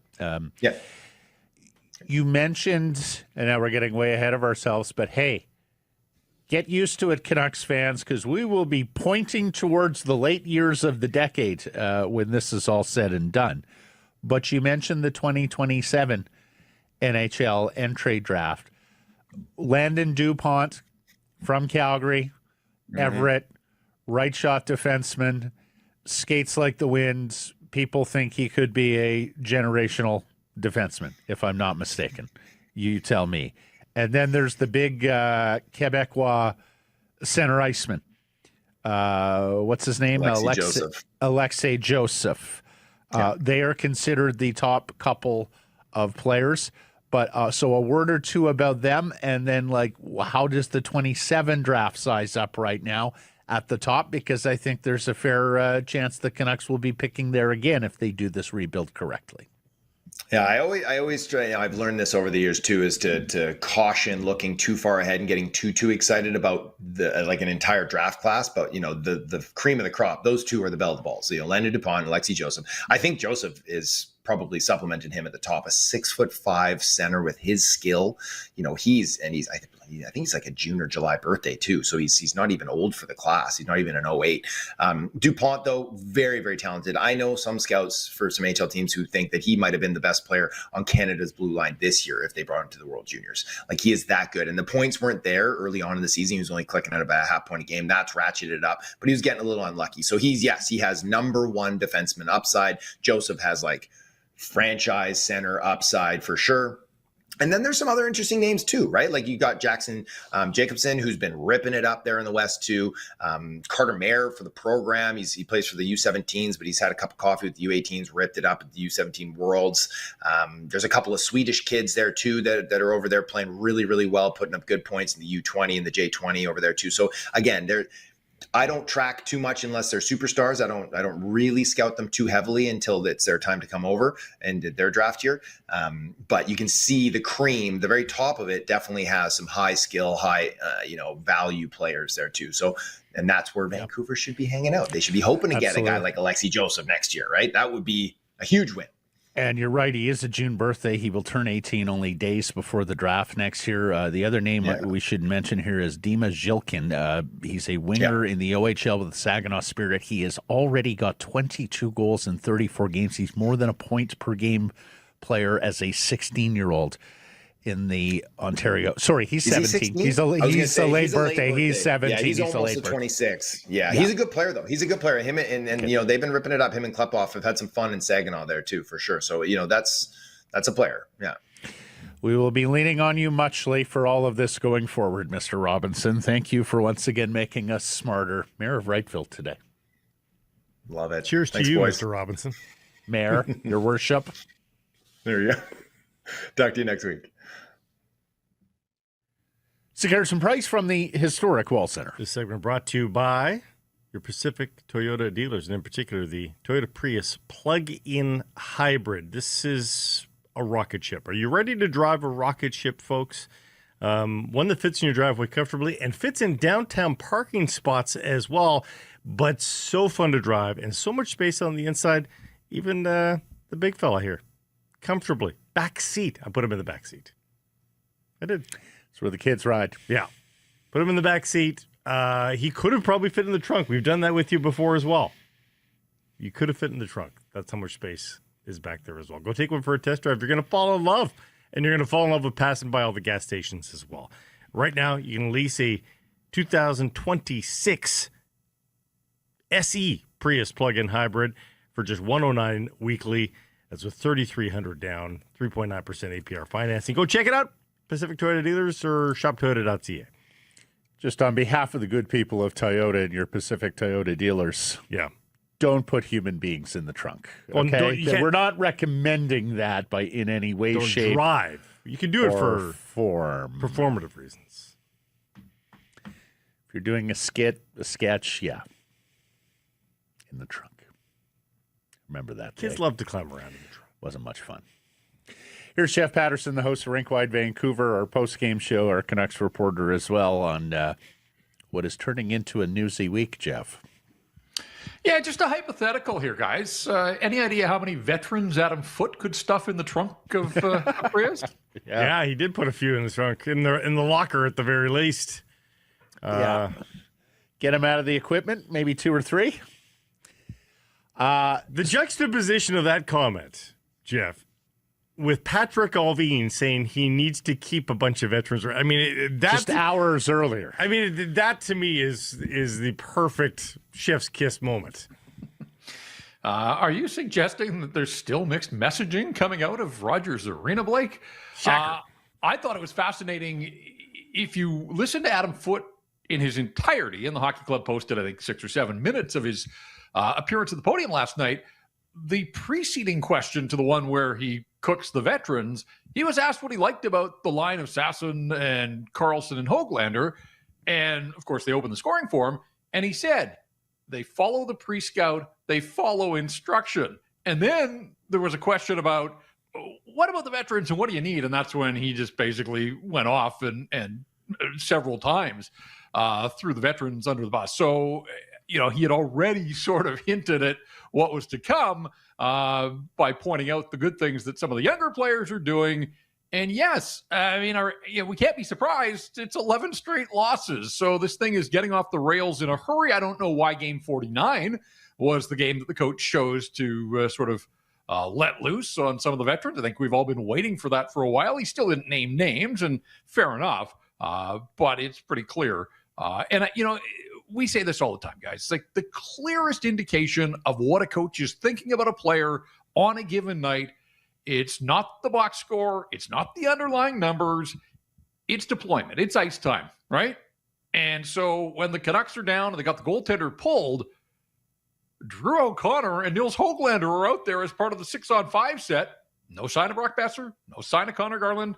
I think Jake DeBrusk got a later shift in that situation. But, again, I think that right there was an indication of what the coach was feeling in the moment. And it turned out that Drew O'Connor was able to get to the front of the net, tip a puck in, make it a one-goal game. They got close. They were right there, but ultimately they fell short yet again. I wondered if it was a pride thing, Jeff, that he will now be the trivia question of longest Canucks losing streak ever. Oh, who was the coach of that team? Oh, it was Canadian Olympian and Stanley Cup champion Adam Foote. I'm wondering if just 11 was one too many for him, that, the ignominy of being in the Canucks record book for longest losing streak is what tipped him off. Yeah, only he knows. So it's possible, and maybe he was sort of waiting until they reached the Great Divide, and now there's no looking back. It's 8 straight in regulation, but without a doubt, it is 11 that they have left the building, and the other team has been victorious. So you can spin it about winless streaks, whatever. It's 11 straight losses any way you cut it. Is there some players, some veterans, that you can see it on their faces and in their actions more than others? Well, when he talked about slamming the bench door, I certainly didn't get a good look. I was there for the first couple of periods and then had to hustle back to the studio for RinkWide. So I didn't pick up in a moment any one particular action of an individual. Brock Besser is so stoic. I don't think of Brock Besser as a guy that is throwing temper tantrums on the bench.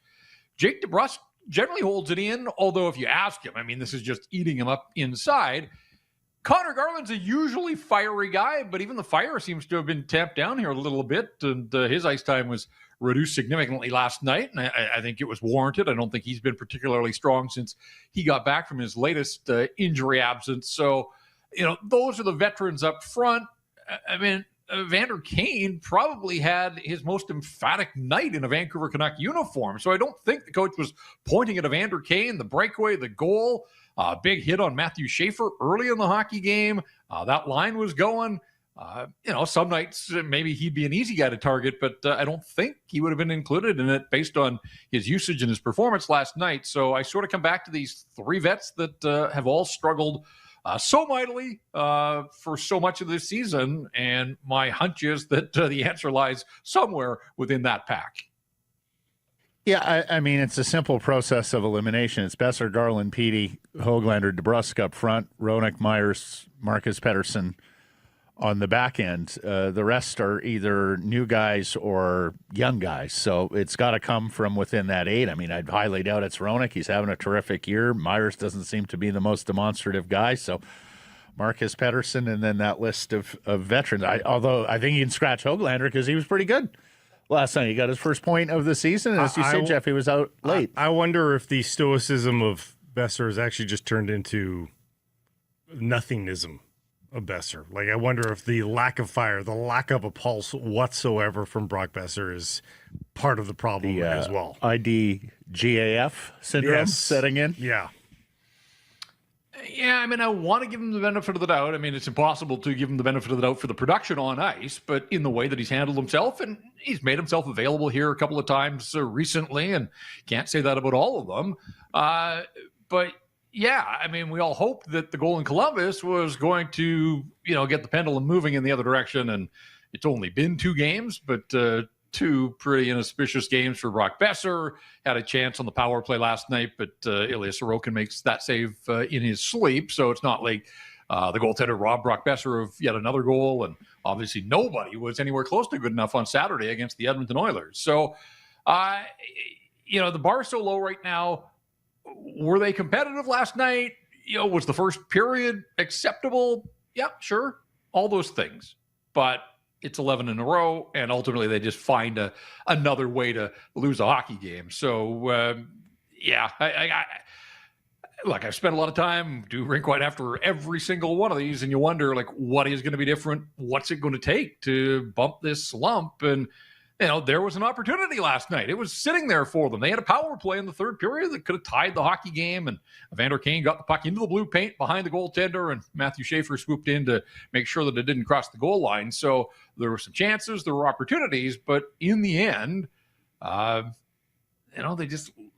let these games get away from them. They fall behind, and there just isn't enough on this roster, in this lineup, and there's not enough fight right now to claw their way back. So they didn't get bleached in front of the home fans like they did on Saturday, but whether it's a lopsided loss or a 1-goal loss, they all look the same in the standings. Linus Karlsson looked pretty good on that Max Sasson. Can we cling to some sort of positives there? Sasson and Karlsson? It was a pretty goal, and it was a good shift. I think it's one of the prettiest team goals of the season. I'm going to go as far as saying that. And it's funny because I think last year in Abbotsford, Linus Karlsson just fires that puck, right? Like he scored from that situation. And, since Christmas, he's felt it. I was a little surprised he didn't score, but that speaks to his awareness and his playmaking. And he's able to bump it back into the middle. And there was Mad Max Sasson, just his second home ice goal. That is so bizarre. He's up to 10 now, double digits for him. But the goal against Buffalo where he zoomed past Bowen Byram. And last night, the only 2 examples of Max Sasson scoring on home ice. And I'm not blaming Max Sasson for the home ice issues, but it does Evander Kane's second home ice goal as well. If a few more guys had scored a few more goals at Rogers Arena this year, maybe the record on home ice wouldn't be as putrid as it is. Linus Karlsson Good for you on finding that silver lining, Blake Price. Some would say toxic media in this market, but take a listen to that positivity. One of the most beautiful team goals of the year. It was. He finds the rose amidst the sea of dandelions. Well, listen to this, guys. Linus Karlsson is 3rd in team scoring. He wins the tie at 22 points with DeBrusk and Besser on points per game. He has a higher points per game now than Jake DeBrusk and Brock Besser.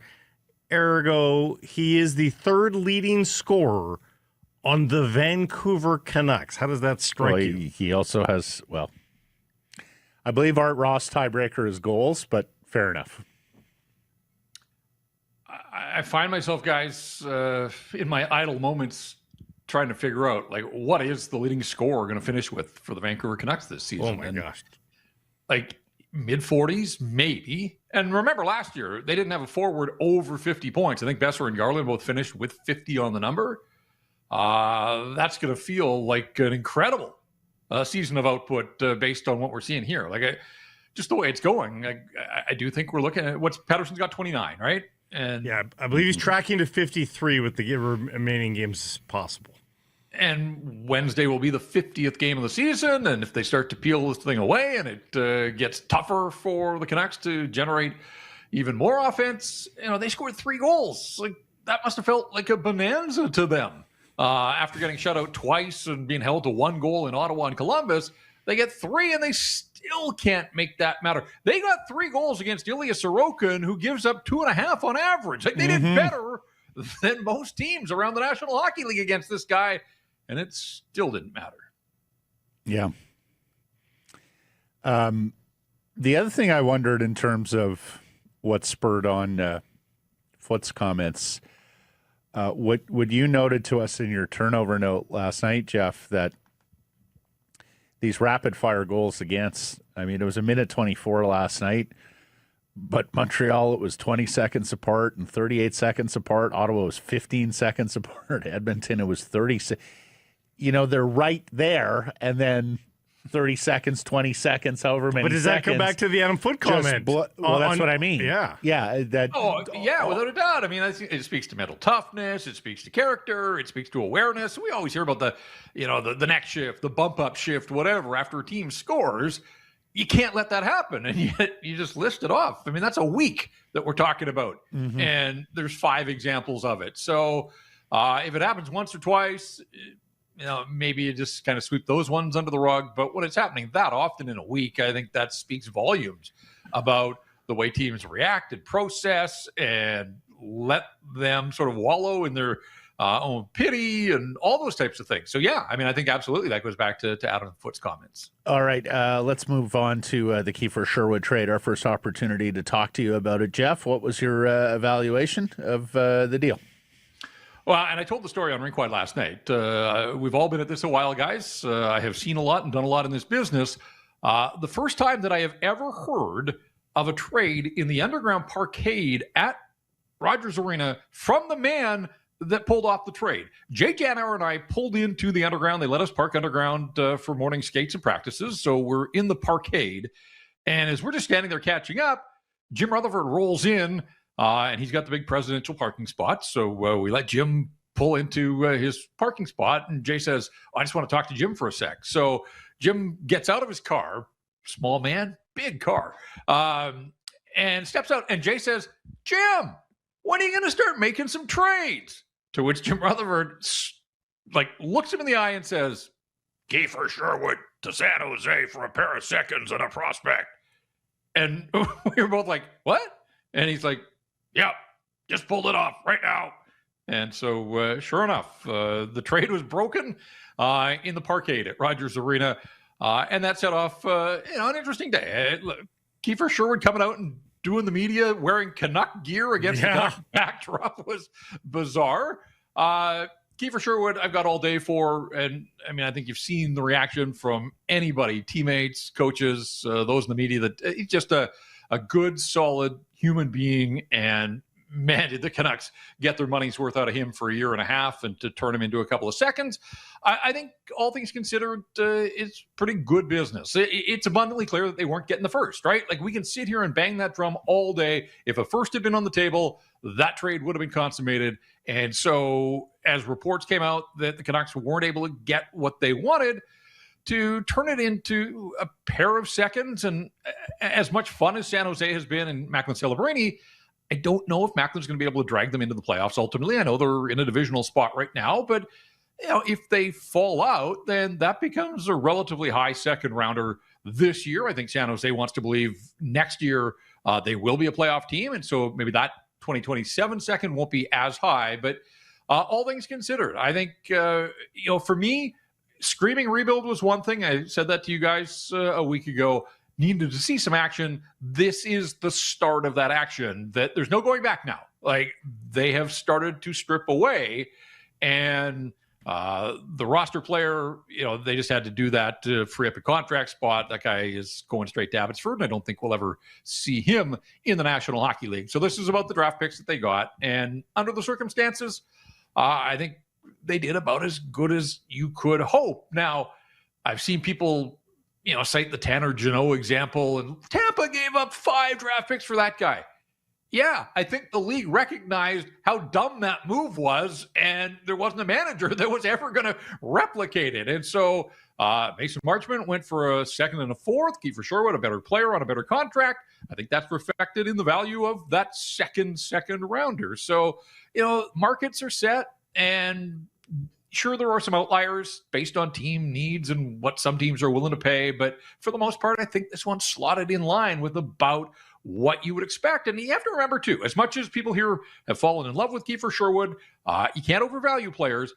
He scored 9 goals in October, guys. 9 of his 17 goals came in October. Since then, he's settled into more of the player that he was last year. He's not a 30-goal guy. He's probably not even a 25-goal guy. But he could be a solid push to 20, all the hits, low maintenance, terrific pro. He is all of those things. Good family man. San Jose is getting a terrific player. And I'm glad he's going to a spot that I think he can step in there and bring what he brings and help the Sharks, and maybe it'll be enough to keep them above the playoff bar in the West. And he'll be rejuvenated, and I think he'll be a little bit more like his October, November self. I think when he gets there, not so much in the production, but just in terms of the energy and the joy of course. Let me just ask this by way of follow-up. If they trade him late November, early December, before he gets hurt, before he's in that slump, is it a higher return? Because you put out that memo in late November saying UFAs were available, and then you didn't move a UFA until mid-January. Again, I think if any team, first team that stepped up with a first rounder, I think it would have been a done deal. And I know Patrick Relvin pointed to the fact that in the here and now, teams aren't trading firsts, and fair enough. I mean, half the league has already moved their first. I mean, that's part of the equation there. But I think teams recognize acquiring teams aren't looking for Kiefer Sherwood to be their leading goal scorer. San Jose's not looking for this guy to come in and run with Macklin Celebrini on a nightly basis. He might play with Macklin Celebrini, but he's going to do it, and he's going to be asked to get in on the forecheck and hound pucks and all that kind of stuff. And, you know, if there are some residuals that just playing with Celebrini, you collect those points. But Kiefer Sherwood was playing first unit power play here. He was a penalty killer here. And it spoke to what wasn't on this roster on so many nights. So, I think he'll find his role there. And if they extend him and that's where he gets his next contract, great. Otherwise, he'll take himself to the open market. And we'll see where where the chips fall ultimately. But for right now, he's a San Jose Shark, although it's unfortunate. Sharks are here next week. And when his scrum broke off and people went to shake his hand, he very quickly pulled his right hand back and did the awkward left-handed handshake. It clearly a hand injury. Yeah. And he said, I don't think I'm going to be playing until after the Olympic break. So there were some people that thought that the Canucks were holding him out, asset management. There was an injury here. He said he had been on the ice earlier yesterday morning, but a hand injury is going to keep him out certainly next week. And it's too bad because you can imagine he would have got the Kiefer Sherwood chant once again, I think, in his return. And he talked about that yesterday and said, I'm a late bloomer. To have a full building chanting my name is absolutely something that I'm going to take with me, and it's going to stick with me for the rest of my life from my time here in Vancouver. And so, guys like that generally don't get that kind of reaction unless they win over a fan base. And he did that, and he said it, and I would echo it. His greatest regret was he didn't get to play playoff hockey as a member of the Vancouver Canucks, because that's ultimately what got the Canucks interested in him, the way that he just punished Quinn Hughes every opportunity he got in those 6 games when he was a member of the Nashville Predators. He converted that into a 2-year deal here, and now look at him go. And he's going to set himself up financially for the rest of his life, really based on the 2 seasons that he performed at the level that he did here with the Vancouver Canucks. Do you think anything else happens before the Olympics, or do you think the Canucks stand pat until the frenzy afterwards? Yeah, interesting to see Doug Armstrong in the press box last night. And, of course, general manager of the St. Louis Blues, and it sounds like they're open for business, but also general manager of Team Canada. And it may be as simple as the Blues were in Edmonton the night before.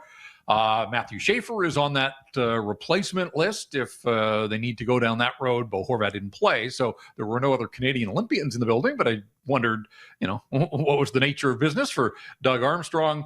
I think the Canucks have signaled that they're open for business now, and Quinn Hughes is out the door. Kiefer Sherwood is out the door. There's some momentum. Why wouldn't you continue to strip it away if you can? So I don't think that there is a rush to make it happen, but what do they got? 6 left on the homestand and then 2 out on the road. So there's 8 games to go before the Olympic break and that roster freeze. It won't surprise me whatsoever if there is a little bit more trade activity.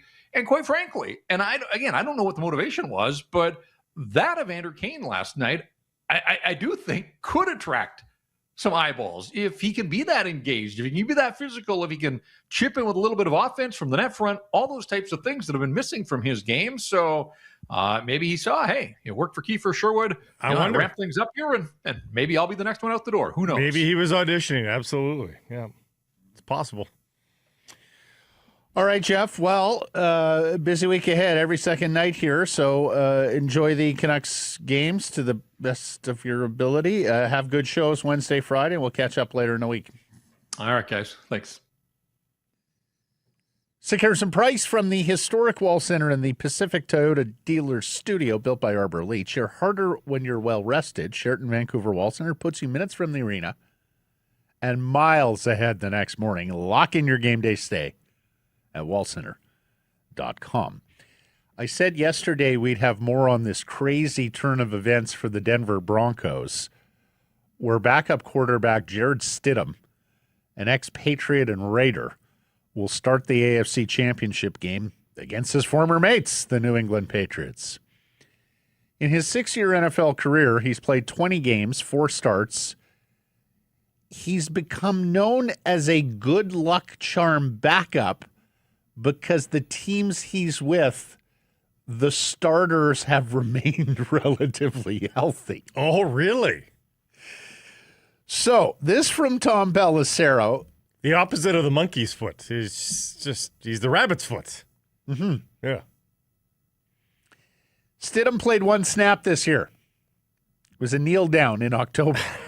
But it was perfect. He hasn't thrown a regular season pass since 2023 when he started 2 games after Denver benched 2023 Russell Wilson. But wait, there's more. The Broncos were the only team in the NFL whose backup quarterback did not attempt a single pass this season. They were the only team in the NFL last year whose backup did not attempt a single pass. But wait, there's more. If he starts, and he's expected to, he would become the first NFL quarterback to start in the conference championship round or later after not throwing a single pass all season. This is since quarterback starts were first tracked back in 1950. But wait, there's more. Oh, is there? At Nick Foles. Note for the Broncos and their fans. I know it has been an emotional 24 hours. I feel for Bo and the team, and I'm sending prayers for a strong recovery. A positive note going into the game versus the Patriots is that they struggle against backup quarterbacks in championship-type games. Oh, wow. B.D. Nick off the top rope.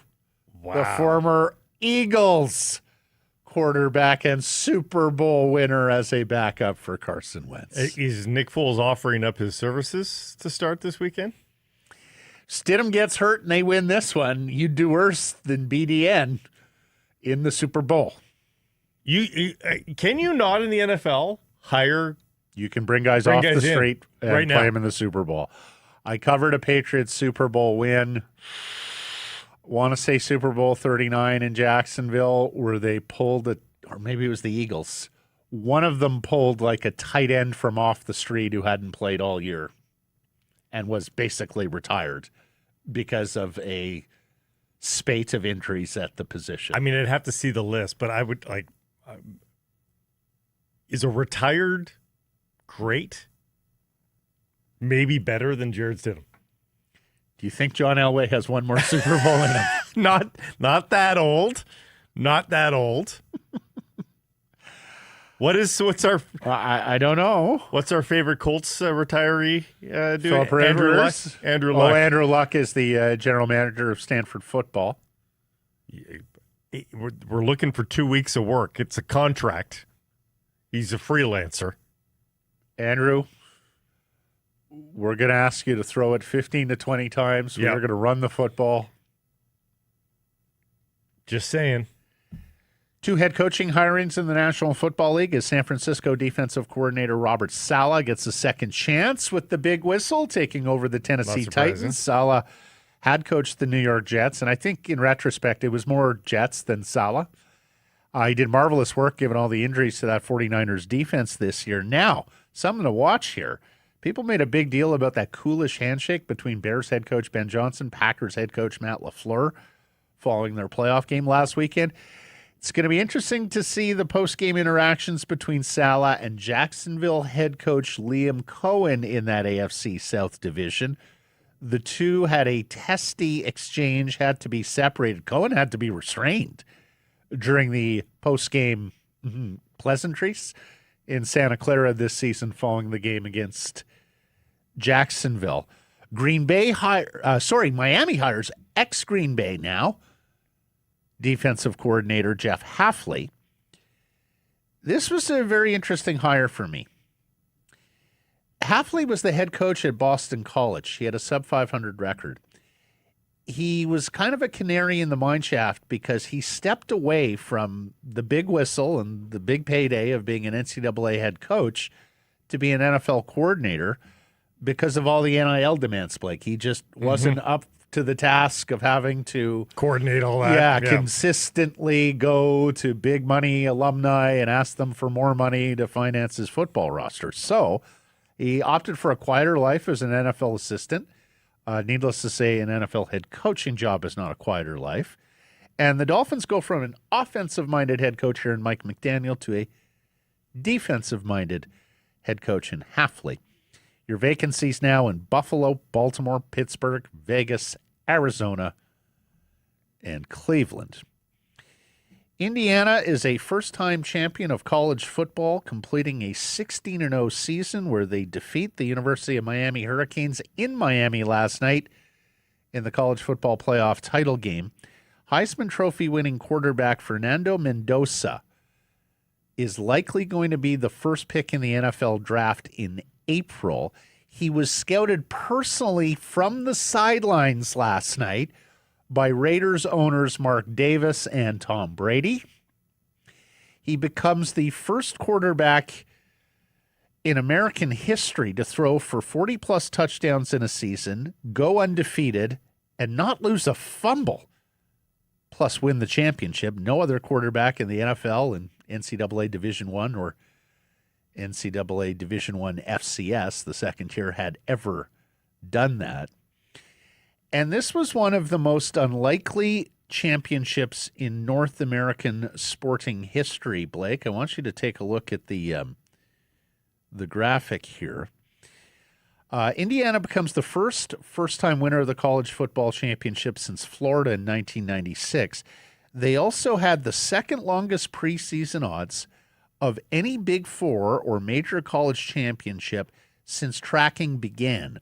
Only the 1999 St. Louis Rams. Oh, sorry, Mike, that's the wrong graphic. I may have sent you the wrong graphic. No, we got the odds. CFB Holmes? No.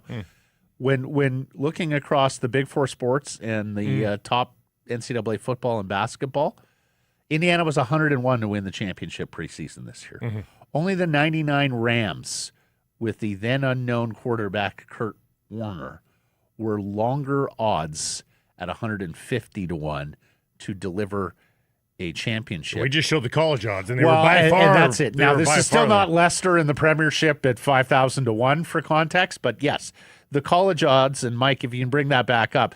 So the last 15 years, 2019 LSU was 33 to 1, the 9th choice going into the season. 2014 Ohio State was 40 to 1, the 14th choice. But take a look at the rest there. Typically, this is a sport that generates champions from amongst the top 5, top 10 shortest odds preseason. Yeah. So quite an achievement here. I mean, this was a team that was 2-9 2 years ago. So what's NIL has changed everything. What would be the hockey equivalent if Arizona State wins the Frozen Four? Yeah. So the longest odds for a Stanley Cup champion this century was when Carolina won with Jim Rutherford in 2005. They were 60 to 1 preseason. Blake, this would basically be like but the Columbus Blue Jackets winning the I don't Stanley think you can Cup do a within pro the next equivalent, couple of Matt, because the pro equivalent, the pool is too small. That's right. You're only beating out 31 other teams. Yeah, I think college equivalents are the only thing you can really think of, and that's why I bring up Arizona State. And not college hockey is much smaller than college football, obviously, but it's still big. Like you got to overcome so many odds. There's so many facets to the season.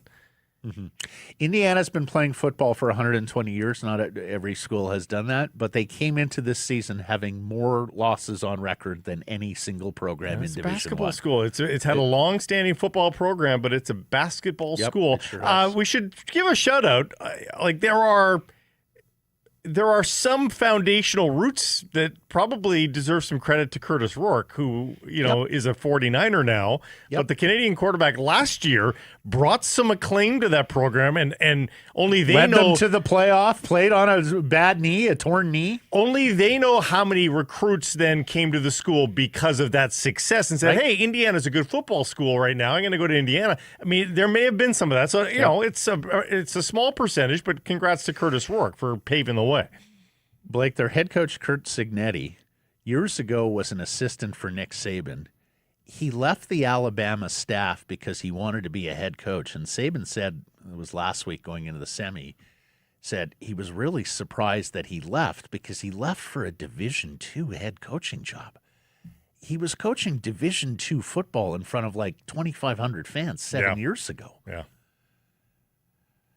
And he helped lay some seeds for James Madison's program too, He did. which eventually got to this championship series as well. They made the playoff this year because the playoff is fucked up, and they've got to change Still, everything. clearly about the program's improved, Anyways, though. by Friday we'll find out whether it's a 12 or a 16 team playoff for next year. Let's hope it's 12. Let's hope they come to their senses and just take 8 going forward. Because the other thing people were talking about, did that game last night get overshadowed by the NFL playoff weekend? Like, why are they insisting on playing the game on a Monday? Okay, that's been traditional, but why are you insisting to play it in the shadow of these NFL playoff games? And, of course, the last one, Bears-Rams, was quite exciting. And the calendar for next year, It's even worse. January 25th. That's right, even worse. It's just, it is so screwed up right now. That sport is so crying for some sort of central command, leadership, commissioner, central authority. That's to get it effectively right. a full season sport now. Like, Well, Blake, they're playing their championship game 2 months after the regular season ends. But unlike hockey, you're not playing every night in between. but U.S. colleges are done at the end of March. Like, it's a full school year season now. Ridiculous. BC Lions remain busy signing linebacker Ben Hladek of Vernon and UBC, American offensive lineman Corey Woodruff, and reserve linebacker key special teamer Isaiah Messam. Hladek played all 18 games last year, less in the regular defense, but more on special teams. Messam only made it in 8 games last year, but he's played in 90 since the Lions drafted him in 2018. And Woodruff, he started all 20 games last year, including the playoffs, at left guard, kicked out for 1 start at left tackle when they were ravaged by injuries. GM Ryan Rigmaiden has now re-signed 12 guys who stood to be free agents, as well as bringing in the former All-Star linebacker Darnell Sankey from Montreal. Last week, the Lions quietly released defensive tackle Dwayne Hendricks. He was signed quickly by the Toronto Argonauts. 29-year-old dressed for 13 regular season games last year, made 21 defensive tackles. He had previously been with the Argos, won a Grey Cup there. Lions spent, though, on the defensive line already, re-signing Jonah Tavai, Sione Tuiema, and the Canadian Nate Cherry. It's the 2 offensive tackles, Dejon Allen, Jarrell Broxton, the running back, James Butler, the wide receiver, Aiden Eberhardt, and the 2 DBs, Jalen Edwards-Cooper and TJ Lee, among the remaining Lions free agents to be. It's been mostly a run-it-back offseason. We'll see how much shopping Rigmaiden does when free agency in the CFL begins on February 1st. It was a very good team at season's end. So, It was. Running it back does not seem like the worst idea. I'm sure there's going to be a little bit of movement, some fine-tuning around the edges, but, they got this team clipping on all cylinders. Yeah. Well, and when we buttoned up the season with Rigmaiden in late November, early December, whenever we talked to him, he basically said, we got to go out and get some cover guys. But he felt pretty good about the team and particularly about the line of scrimmage, which was his focus in year one. Now, I do think at some point they are going to have to do better with Canadian offensive linemen because they're starting a whole bunch of Americans there now, which, fair enough, if you've got quality Canadian starters at other positions, you can do it. But I think most CFL GMs will tell you it is easier to start 2 Canadian guards and a 3rd Canadian offensive lineman somewhere else than it is to go out and find Canadians who can start at defensive end, linebacker, running back, and some of the other positions. We'll see. Germany is considering a boycott of the 2026 World Cup as a last resort in the event of a U.S. annexation or invasion of Greenland. I can't believe we're even using the terms. This is according to CDU Representative Jürgen Hart. that such a boycott is seen as a last resort and leverage against Trump on the Greenland issue. Berlin, the capital there, is hoping that a solution can be found within NATO without any kind of escalation. Question for you. Would a World Cup boycott actually resonate with Trump, or would he simply toss some insults at the countries doing so, demean soccer as an un-American sport, and just let the chaos reign? I think the latter. Yeah, I think so too. Yeah.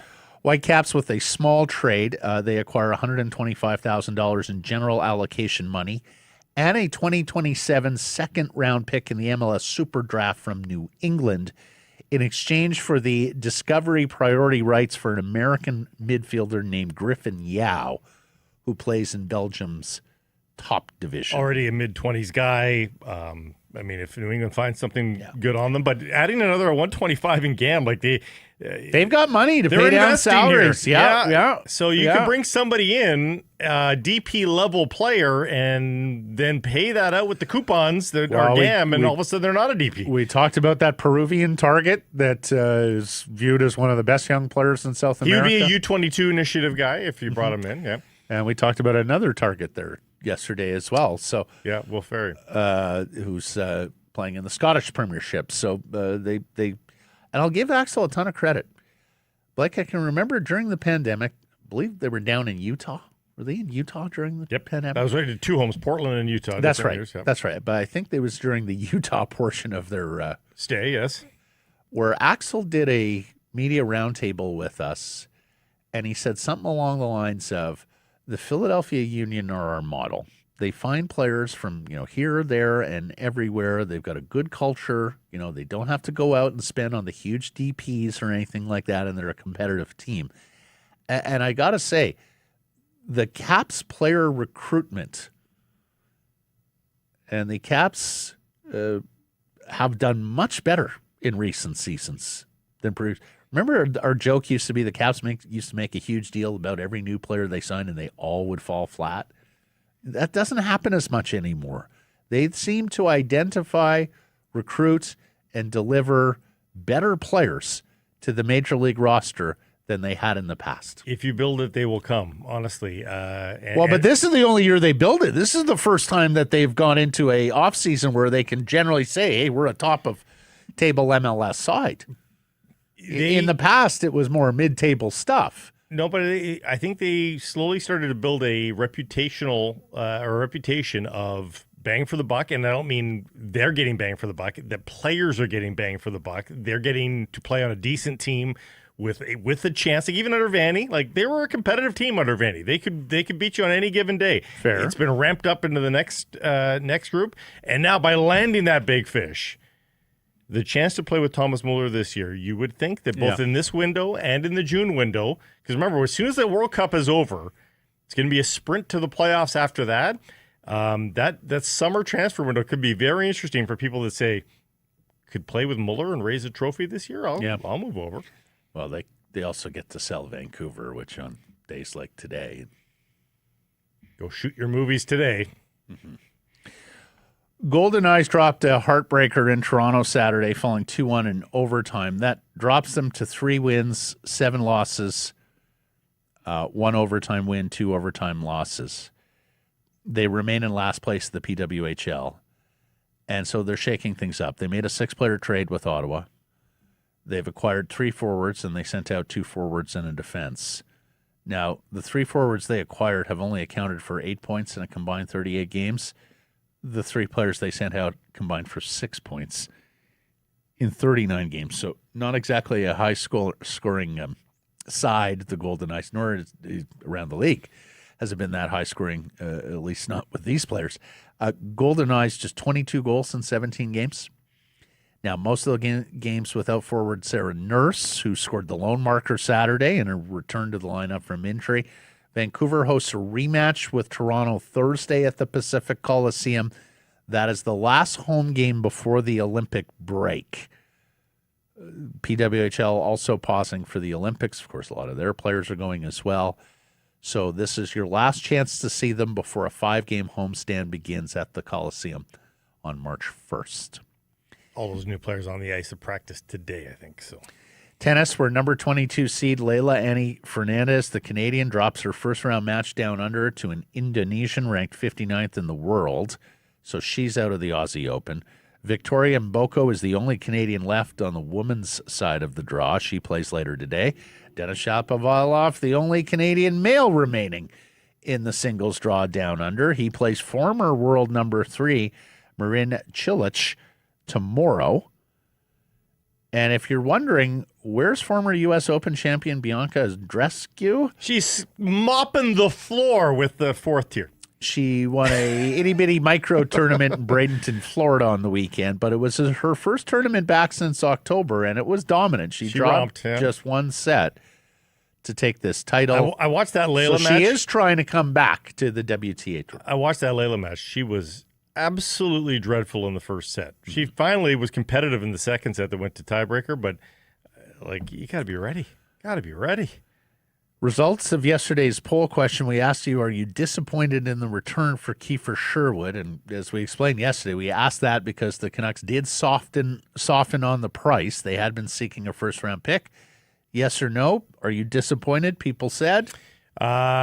People said yes. They said no. Really? 76% said Really? no. Harley, only a moron that knows nothing about hockey would be disappointed with this return. Okay. Tyler, compared to what other teams are getting in return for trades, we always seem to get less. Always. Rob, the siding guy, would have a month ago, but needed to start doing their rebuild. Good honesty there, Rob. And then I had a poll question running through the weekend. More important at this stage of the game, a win, just one win, more losses or trades, people said. Trades. Yeah, percentage? 50. 79. Whoa! Yeah, 18% losses, 3% said win.